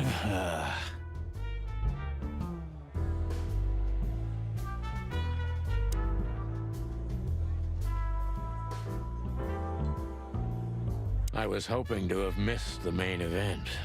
You're a rusty old cock, that's why. So says the little butt jam. But what? That's not even a word. It is now, all because of you. You should feel honored. Butt jam.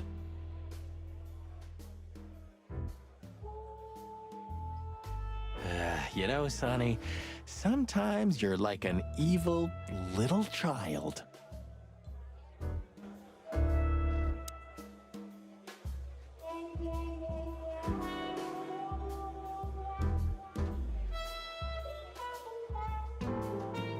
A fox is a wolf who sends flowers. What? Oh, nothing. I read it somewhere. Fascinating. I didn't know you could read. Ha ha ha. Very funny.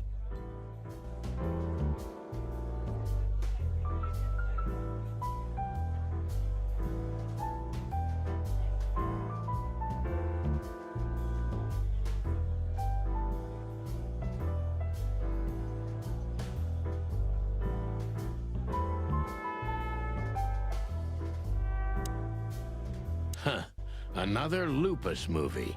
Jeez. Is there nothing today they're not trying to sell with this guy? Whoa, don't be rude, Sonny. Lupus is a timeless genius. Have you seen Predator City? God, I'm still getting chicken bumps. But wait, who's that next to him? Cassandra Ruby Faye. Nah, never heard of her. Cassandra Ruby Faye. Oh, gods, even her name makes me go weak in the knees. Watch your blood pressure, pal.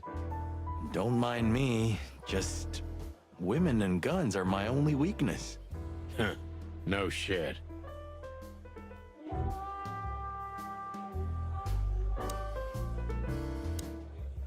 You think this is one of those movies where the femme fatale gets everything in the end and the poor detective's left stranded? Yep, just like life.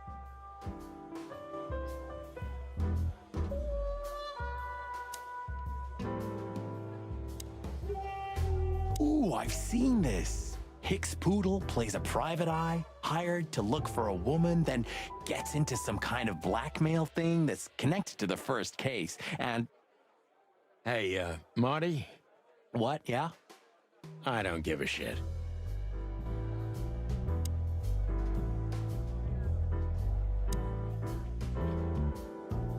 Oh, I know this fodder guy. He was kinda good in Death of the Horse. You've seen every clucking movie. You know, Laura and I go to the movies a lot. When was the last time you went? Exactly 12 years ago. Oh, you remember that precisely? Let me guess. Molly? Yep, our very first date. I see. What did I don't remember. I just remember her. And nothing else. You're a clucking poet. I mean it.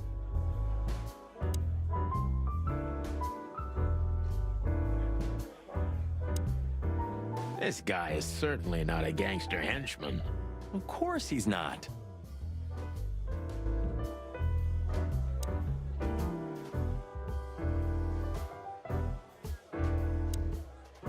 That woman with Ibn, I think I know her from somewhere. Maybe in your dreams, pal.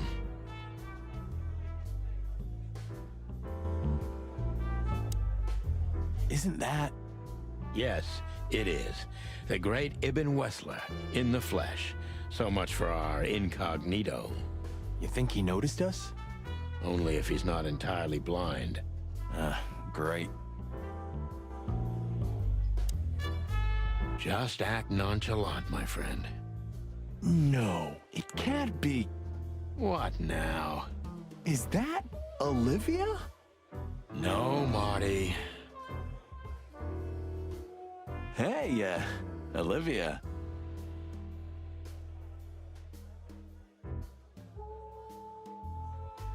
Are you talking to me?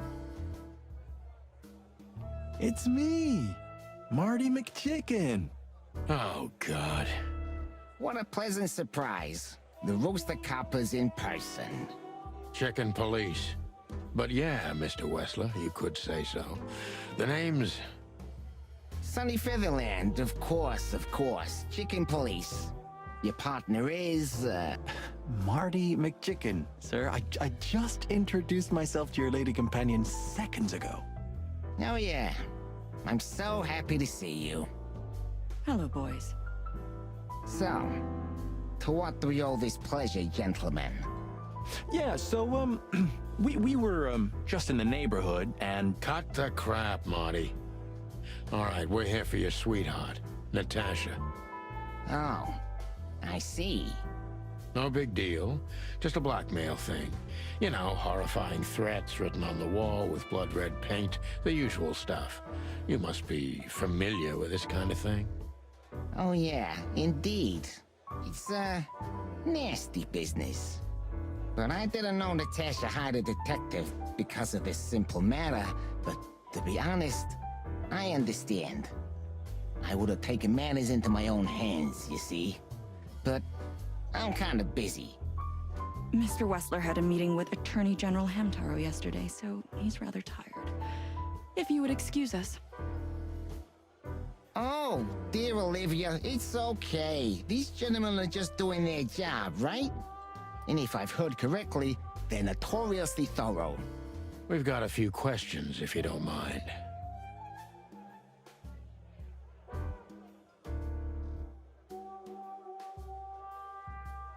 I'm at your service.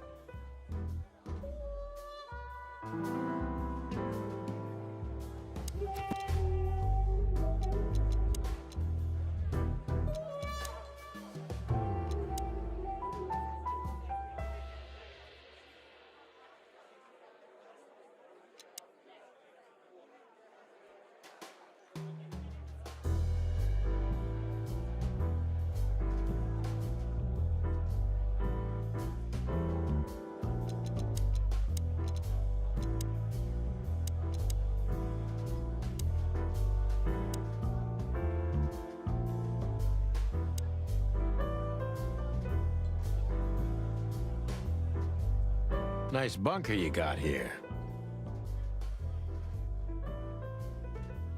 Well, thank you, but it's not mine. Not anymore. But I'm sure you already know that. Listen, detective. If you want to know something, please ask straight, huh? All right, Mr. Wessler, let's make this a bit more professional.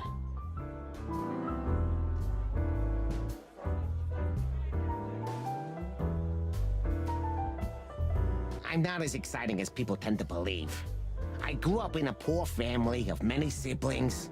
I'm the only one still alive, unfortunately. My career started with a shoe store, and now, here I am. I wouldn't call that an average life. Shoe store owner to mob boss. How dare you speak to Mr. Wessler like that? Leave it, Olivia, dear. It's just provocation. I'm sorry if I offended you, Mr. Wessler. Shall we talk about something else? Everybody knows Mr. Hayworth. He's an antique piece of furniture in this city, so to speak. Only a bit worn out.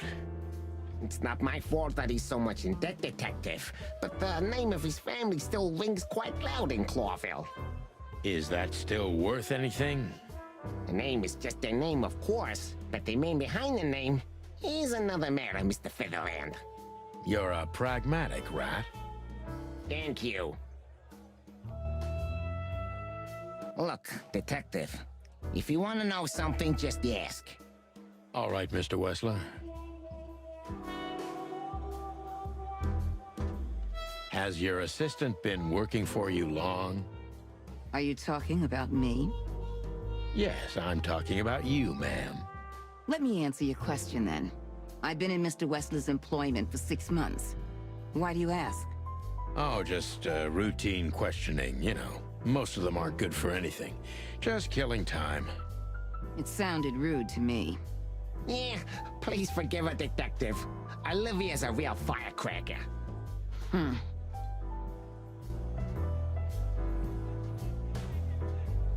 Wessler's a tricky guy. Unfortunately, I don't know enough about him, so I have to be cunning. I can't just pin him against a wall. Yet.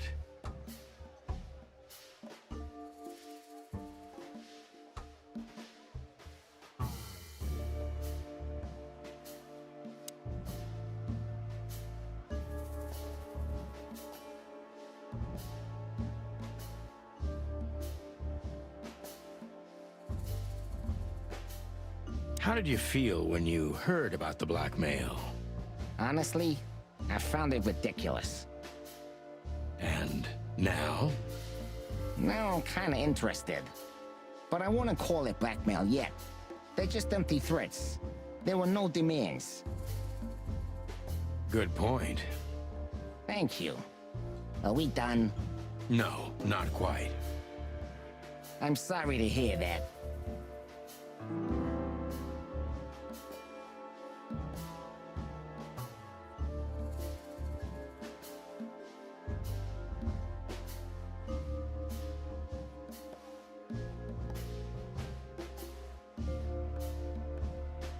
Why didn't you just call the police? Huh? Why? What would have been the use of that? A few messages aren't enough for a case. You should know that. Harassment makes for a case. So do threats. Who were you trying to convince, Sonny, huh? They would have laughed in my face. Anyway, you know, the police station. Once I set foot in there, I'm not coming out again. Your lawyers are too good for that, Ibn. Yeah, I guess you're right, chicken.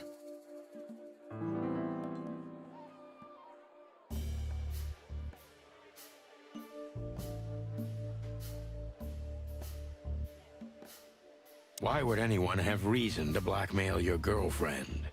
I don't know, maybe because she's my girlfriend? You think that's enough? It's plenty enough. Good point.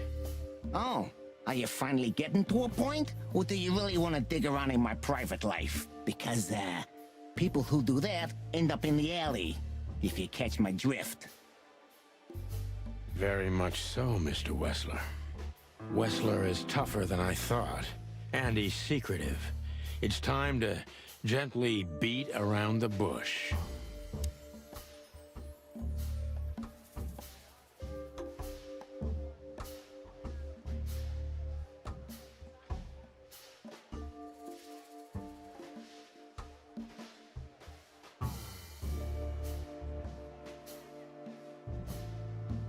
Were there any similar incidents in Natasha's past?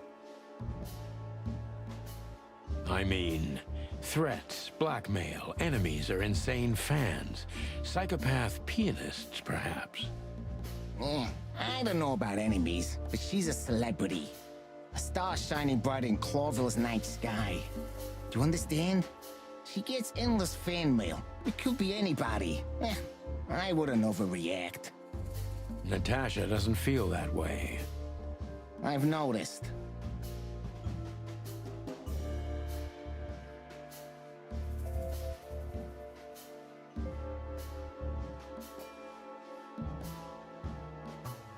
Start talking straight, Wessler. There's no point in wasting each other's time.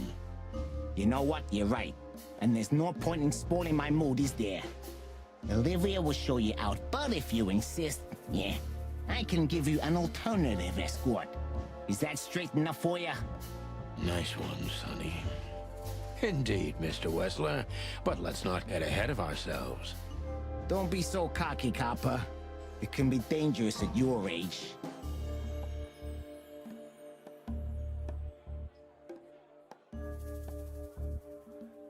Is everything all right between you and Natasha? Yeah, you don't beat around the bush, do you? Understandable, I guess. Naturally, our relationship is stable and perfect. I'm the setting, she's the gemstone. Yeah, if you know what I mean. I rarely hear such poetry, but I understand exactly what you mean, Mr. Wessler. So, you have your answer. No recent friction? Wouldn't you like to know? It would make my job easier. Yeah, it would only lead you astray. So be glad that I tell you no. No friction. Ibn is quick-tempered, and I can use that to my advantage. I've confounded and softened him with my previous questions. Now it's time to be specific and ruthless.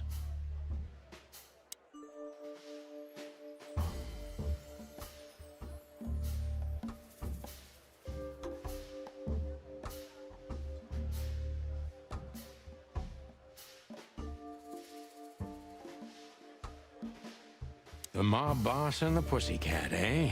How did you even meet? Huh? Are you trying to piss me off, Corpora, so I accidentally let some big secret slip out, huh? A simple answer would work. You know, Natasha, she's both connoisseur and muse. So, how was it? You don't remember? That's strange. Ah, yeah. The millions, of course. It was like another lifetime. It happened right here. Only this place was called the Millions back then. She was a dancer. Behind the scenes, I arranged opportunities for her on the big stage. Yeah, maybe she still doesn't know it was me. Then one day, I invited her for a drink with a promise that if she was willing to meet me, I'd buy the place for her. I guess she was willing. The next day, she had the club in her name. Well, that is romantic. Yeah, there are many kinds of romance, Birdman. There's cheap and there's expensive. You get what you couldn't afford.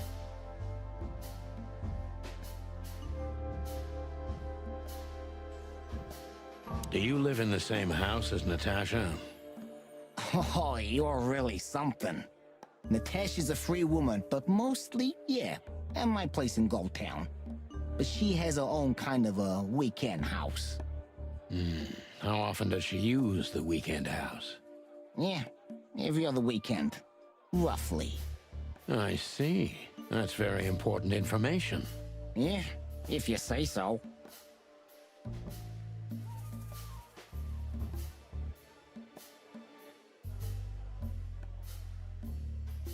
Is she completely alone when she's there at the weekend? As I've told you, Natasha's a free woman, eh? She's an adult. She doesn't need an escort. Or, she didn't need one until now. Are you afraid for her? You know, a big star like her, alone in that house. I never said a black car doesn't drive by 2 or 3 times a day, but, it's just caution. Huh. I'm not a monster after all, am I? I suppose not. So Natasha feels like she's in grave danger, yet she's still going out alone. Yeah, I know what you're getting at. But I'm 100% sure of her loyalty. She's gone out very rarely since this started, and mostly in my company. Yeah, you know, I'm not sure if you do, but in our social circles, banquets and dinners are frequent. Illegal gambling nights. You got me there. Yeah, you're right. Natasha is crazy about the roulette wheel. Always putting it all on the red, right? Yeah, you're a real rotten bastard, Sonny. Although, yeah, always on the red. Yeah, right. So, can we meet your lady? I don't see why not. But first, please, listen to her sing. She's on so...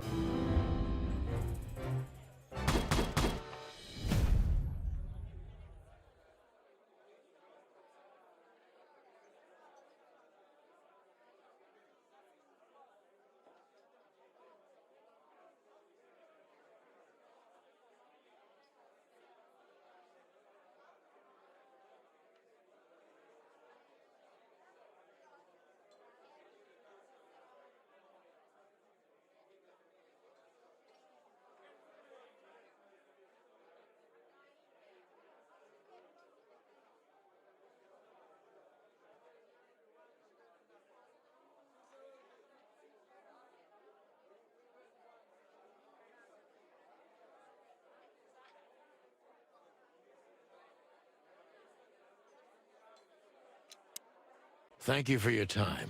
We'll be seeing you. I have no doubt about that, unfortunately. Hey, we should grab a coffee or something, Olivia. You know, for old time's sake. Pleasure to meet you, gentlemen. Goodbye. Oh.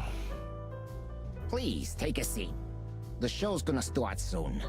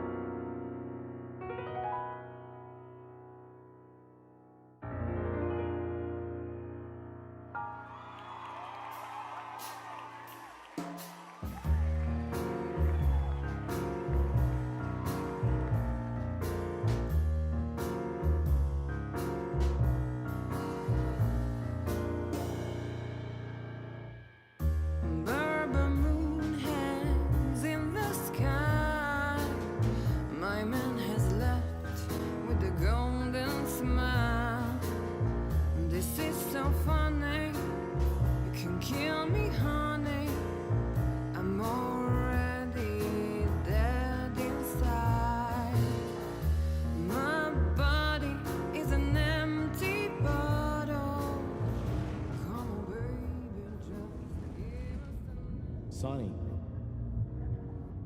Sonny. Say, Chloe's still lying in my bed, and it's dead.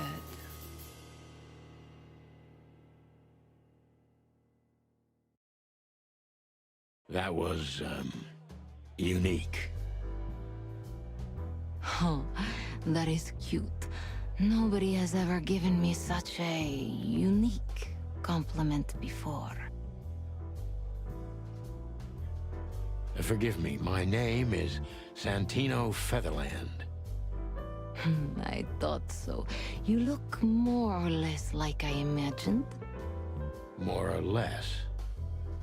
Sometimes less is more, Mr. Featherland.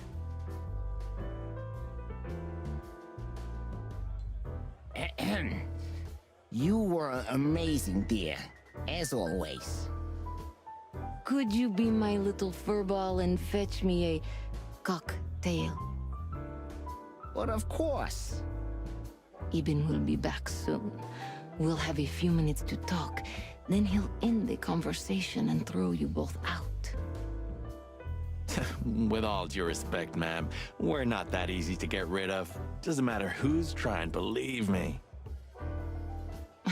Doesn't matter, he'll do it. That's why I'm telling you. I don't want a scene. My room's upstairs. Meet me there in 20 minutes. Come alone, Sonny. You'd be too conspicuous otherwise. Hey. I understand. You know, they call him Target Marty at the station. I don't have time, Mr. Featherland. Sure thing, Natasha. I'll come to your room. 3 knocks, a short pause, then another 3. I'll be waiting. Go, before he comes back. I knew she was trouble the first time I saw her. She wore danger like a perfume. It was simply part of her being, and it attracted me, like light attracts the moth people. I wanted to be the microphone as she whispers her melodies, or the pillow she rests her feet on while reading some cheap romance.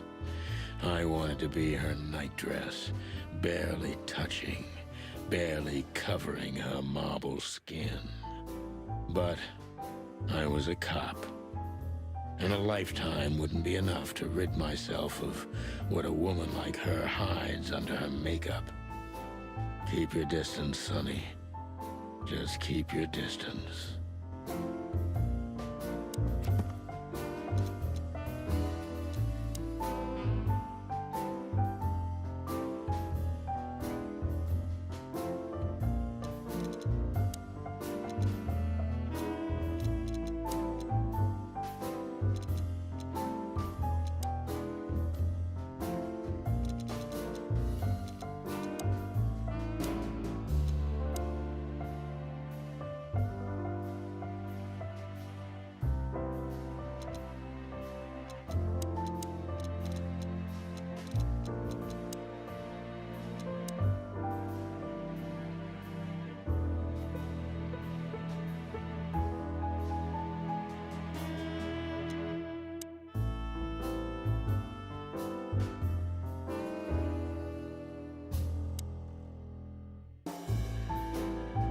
Gee, that is a unique picture, and kind of daring. I admit I've never seen anything quite like it before. Yes, I admit it's a little daring. I keep it. It evokes good memories. A precious old friend of mine. A most wonderful artist. He's got an eye, that's for sure, considering his model. Was that supposed to be some kind of compliment? I don't know. I don't compliment often. Not on purpose, anyway. Oh, you're funny.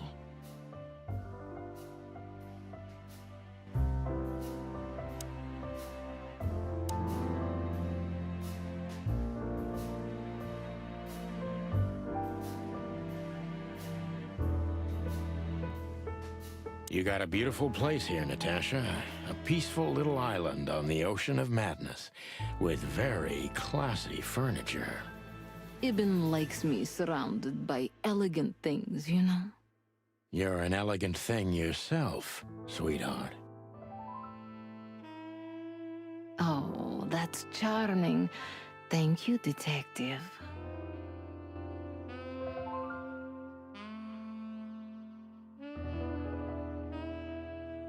I bet you spend a lot of your time staring into the mirror. Do you even recognize yourself? Maybe you were trying to be rude, but, you know, that's a very good question. I was just trying to be rude. Oh, really? Well, then I'm sorry. Don't mention it.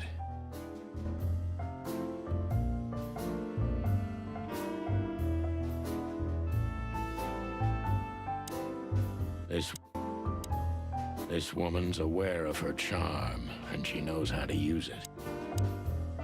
How do you like your bourbon, Mr. Featherland? In a glass. But thanks, I had a couple before I came.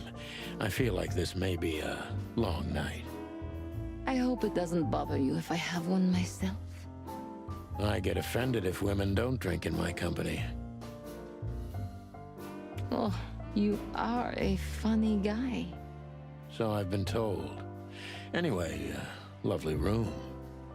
Yes. Look, Mr. Featherland? It's Sonny. Saves us a lot of time. Okay, Sonny. So, why am I here? You know, men tend to babble in my presence. It must be exhausting. It is. But you're not the type to beat around the bush. Is it too banal if I tell you it's an occupational hazard? Terribly. So can I start the unpleasant questions? I've asked you here so you can do what you do best. Really? I thought you asked because you wanted me to investigate for you. But if you'd rather be drinking... You do have a sense of humor. How reassuring. Only if I'm a bit hungover. That's usually quite common.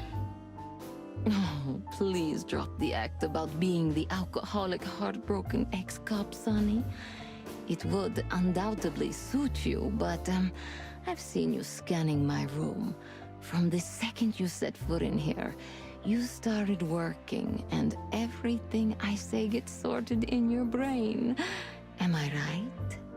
That's a bit of an exaggeration, but yeah, it's something like that. Well then, Sonny, come at me. Oh, that's something I don't hear often. With pleasure.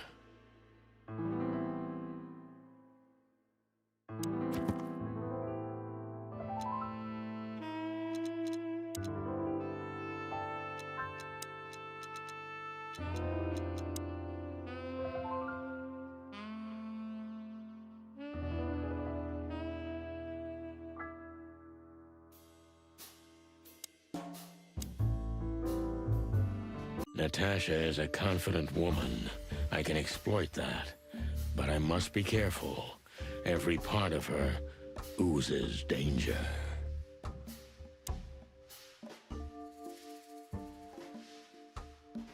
That was a remarkable performance. I'm glad you enjoyed it. Do you perform here frequently? You're also the owner, if I'm not mistaken. Sadly, I don't have the time, but the stage still calls my name, and I perform just a few times a year, and always with a new song. So that was all the excitement. I have many admirers, if that's what you mean. Yes.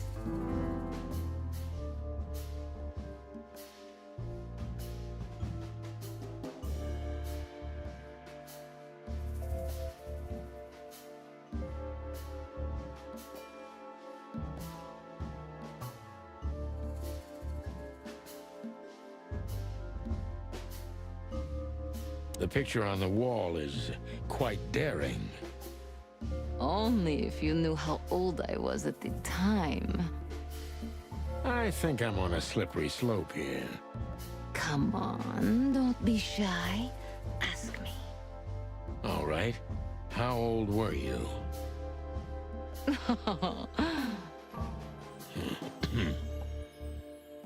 Did you really believe I'd tell you?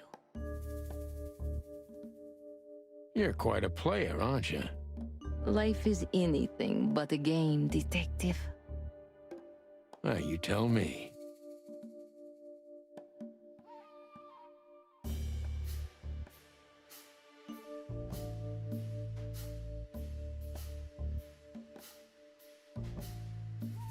Do you think one of your admirers might be behind the threats?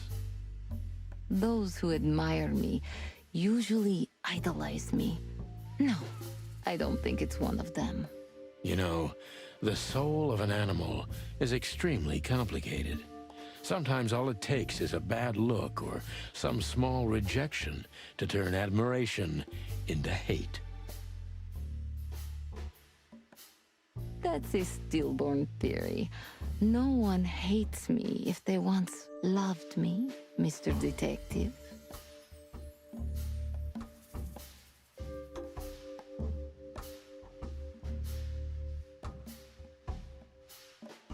Ah, I see.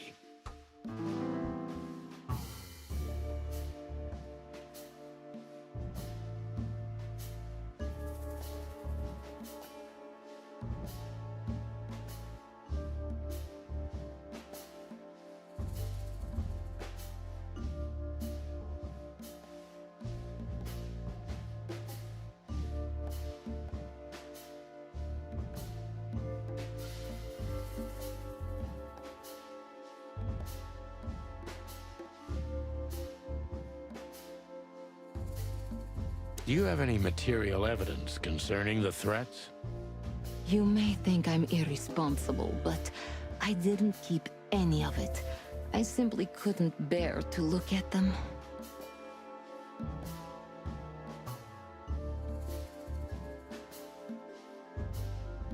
Didn't you think maybe the police would need it? I didn't think I needed the police. Moreover, do you think the girlfriend of Ibn Wessler could ever turn to the cops? I see. So, what about me? How do I come into the picture?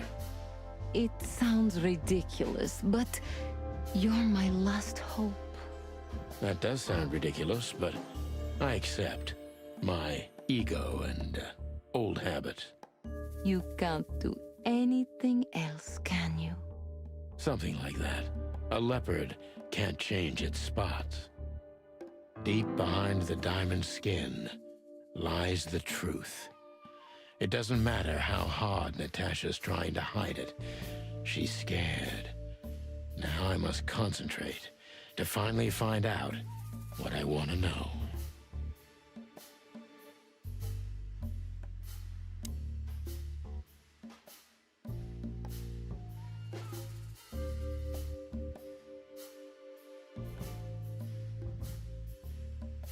What was in those threats, exactly? The message itself is not a threat. It's just a word. But a word again and again is threatening. Exactly. So? You really don't have any idea which word could be used for a woman like me? I guess I do. Yes. I think I know what it could be. Whore.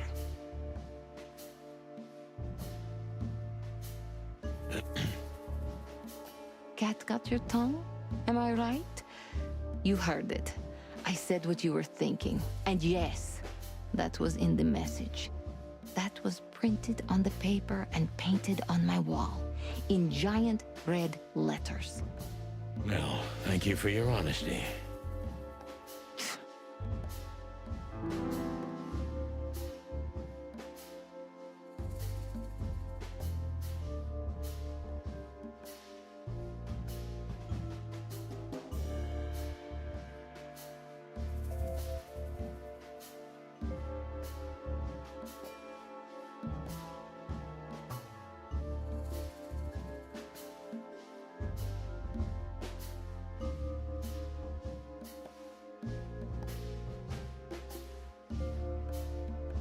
Could the threats have anything to do with the dangerous relationship between you? You mean I'm a cat and he's a rat?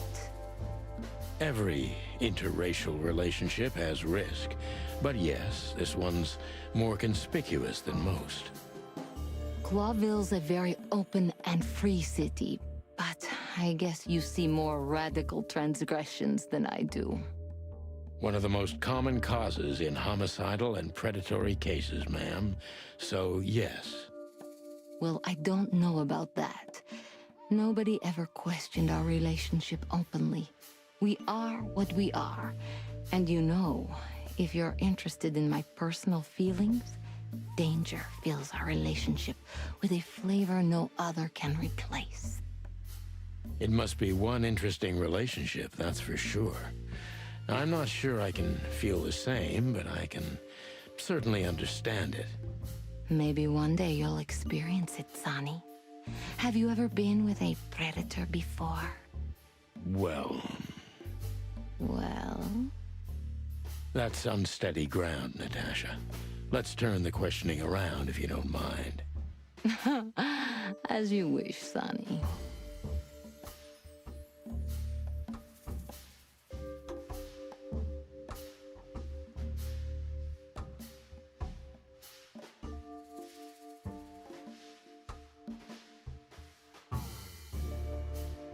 How many fools like me have you used up, Natasha?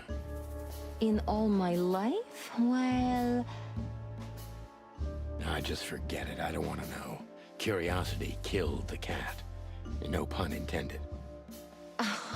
I'm just joking. You're not a fool, Sonny.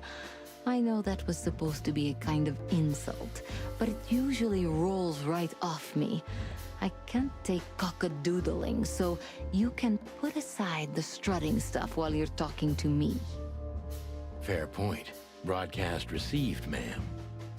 Natasha is a mysterious woman, but I must gouge out at least one of her secrets. Enough games. It's time to know why I'm here.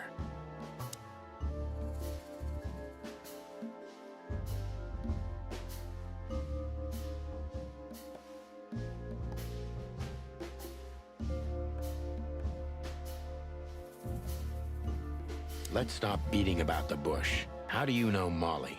I'm prepared for that question, but it's still not easy. You knew very well that if you threw in the name of my wife, I'd come to you no matter how vague and suspicious the case was. I just want to know if you're simply a manipulator or you're really that desperate. I really know her. I'm not lying. Oh, really? How? Were you a nurse, too? Forgive me, but I don't think so. Don't be rude and so cynical, Sonny. I'm sorry, but that's me when feline claws are at my throat. Molly is an old and good friend of mine. She has nothing to do with this, but I knew that if I didn't mention it to you, you wouldn't have come. Yeah, Natasha, you're right there. I knew you were a decent fowl, that you would help me. That's what you're famous for. Don't go there. Flattery doesn't work. Look, forgive me. I shouldn't have brought your wife into this. You're right, you shouldn't have. But to be honest, I don't think she's my wife anymore. On paper she is, but I haven't seen her in years. I'm sorry, I didn't know. Really?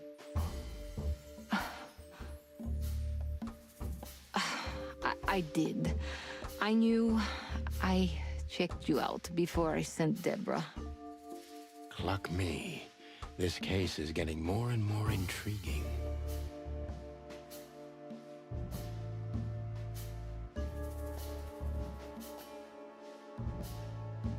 What exactly do you want from me? You are really as good as they say you are. And I'm not selling lucky dips, Sonny. Find them, whoever they are, and... Whatever it takes? Not exactly, but something like that. You know, if I didn't see the speck of fear behind the confidence shining in your eyes, I wouldn't take the case. I'm not afraid. You're terrified, Natasha. Don't be ashamed. You must solve this. As soon as you can. Money's not an issue.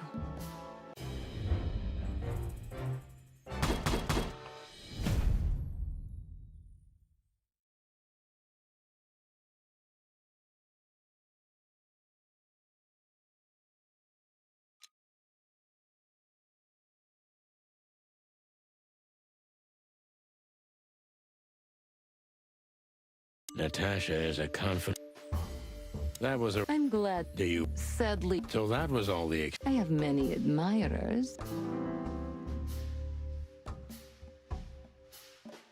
The picture... Oh, come. All right.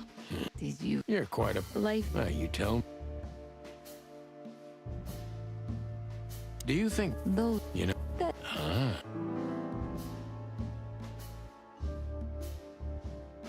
Do you have any... Didn't you? I did. It... That... You... Something like that. What was... The mess... But a... X... So... You... I get... Ho... Cat... Well...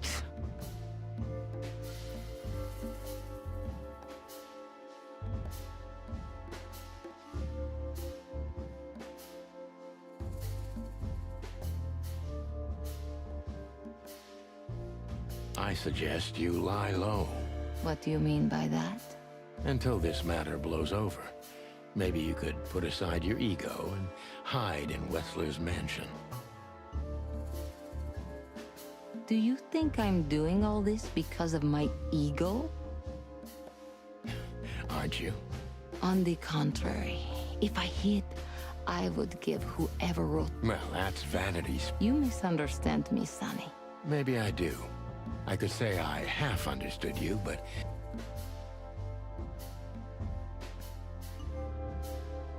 How many fools? In all... I just... Fair point. Let's stop. I'm prepared. You... I really... Oh, Don't... I'm... Molly is an old and good friend of mine. She has nothing to do with this, but I knew that if I didn't mention...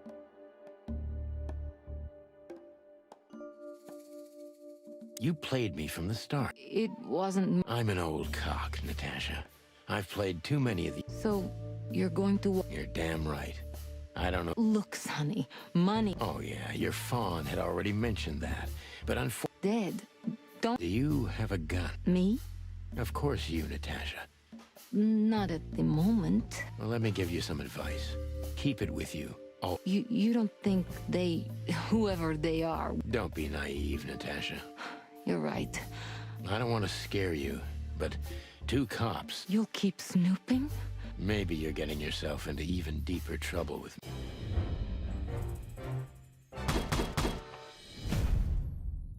Natasha is...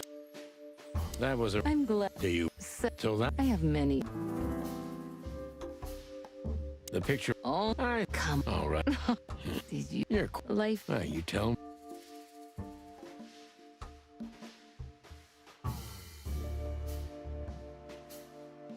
Do you think... Those... You know... Do you have any... You... Didn't you? I... It... That... You... Something like that. What was... The mess... But a... X... So... You... I... Ho... Cat... Well...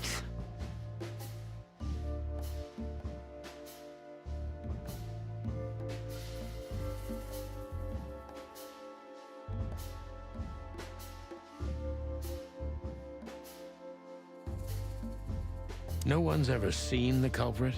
Not even a shadow? That's one of the most curious things.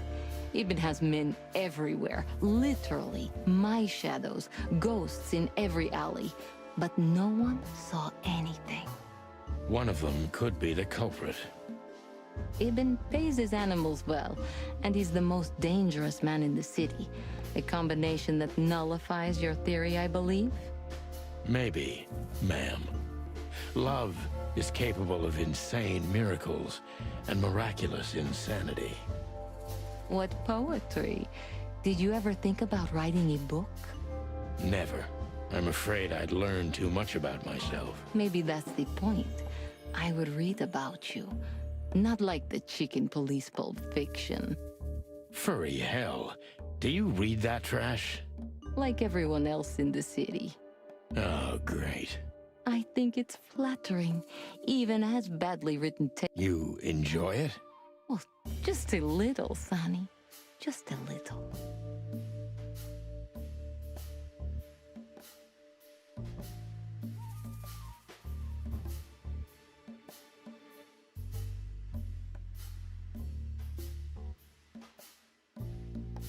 A dark shadow from the past?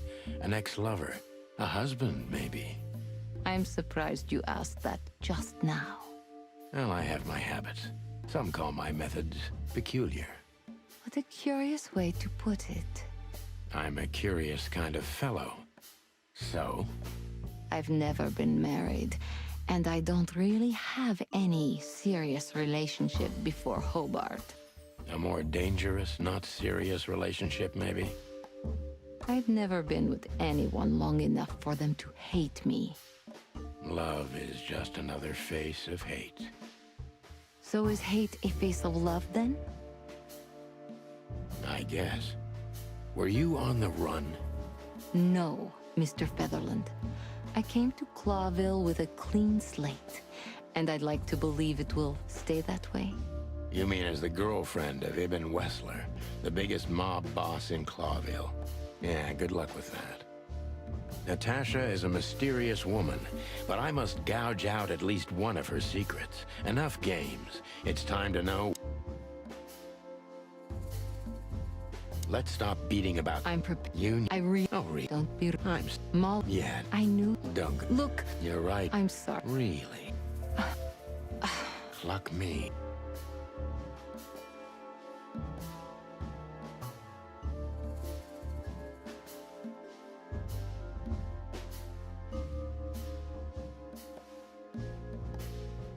You played me. I'm so here. Look, oh, that you? Me? Of course. Well, let me give you. Don't be. I don't want. You'll keep. Maybe you get.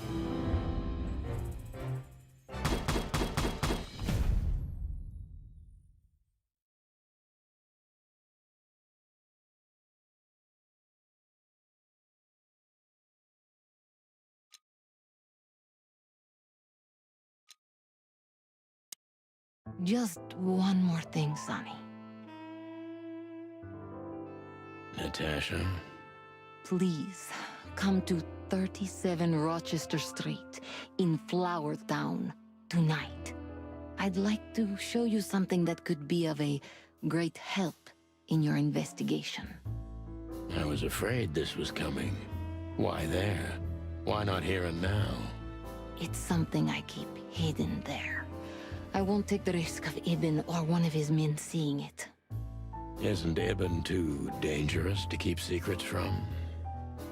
Sonny, a woman is naked without her secrets.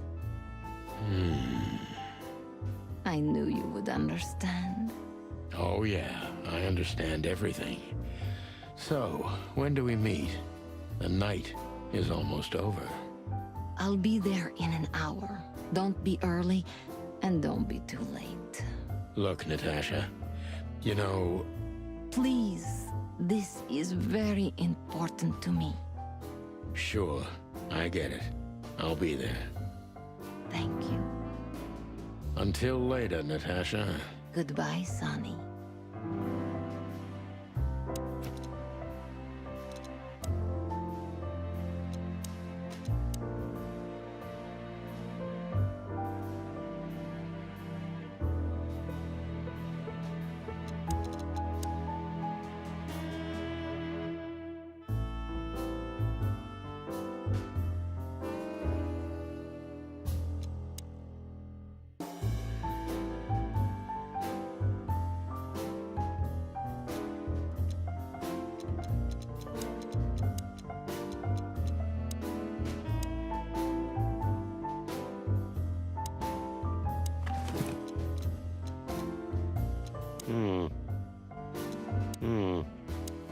Come to Dad. So this is where the magic happens, right? The big transfer. Every woman needs a little magic, and every man needs some illusion. You're right there, Angel.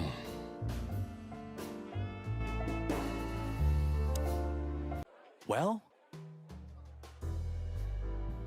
Weren't you supposed to be waiting in the car? I was bored to tears, Sonny. I also thought maybe something happened to you. You thought Natasha had eaten me alive, huh? Well, who knows? You're such a fragile little thing. I'm too old for this, Marty. Then next time, leave the dangerous predators to me. I didn't mean that, Marty. I meant you. Oh.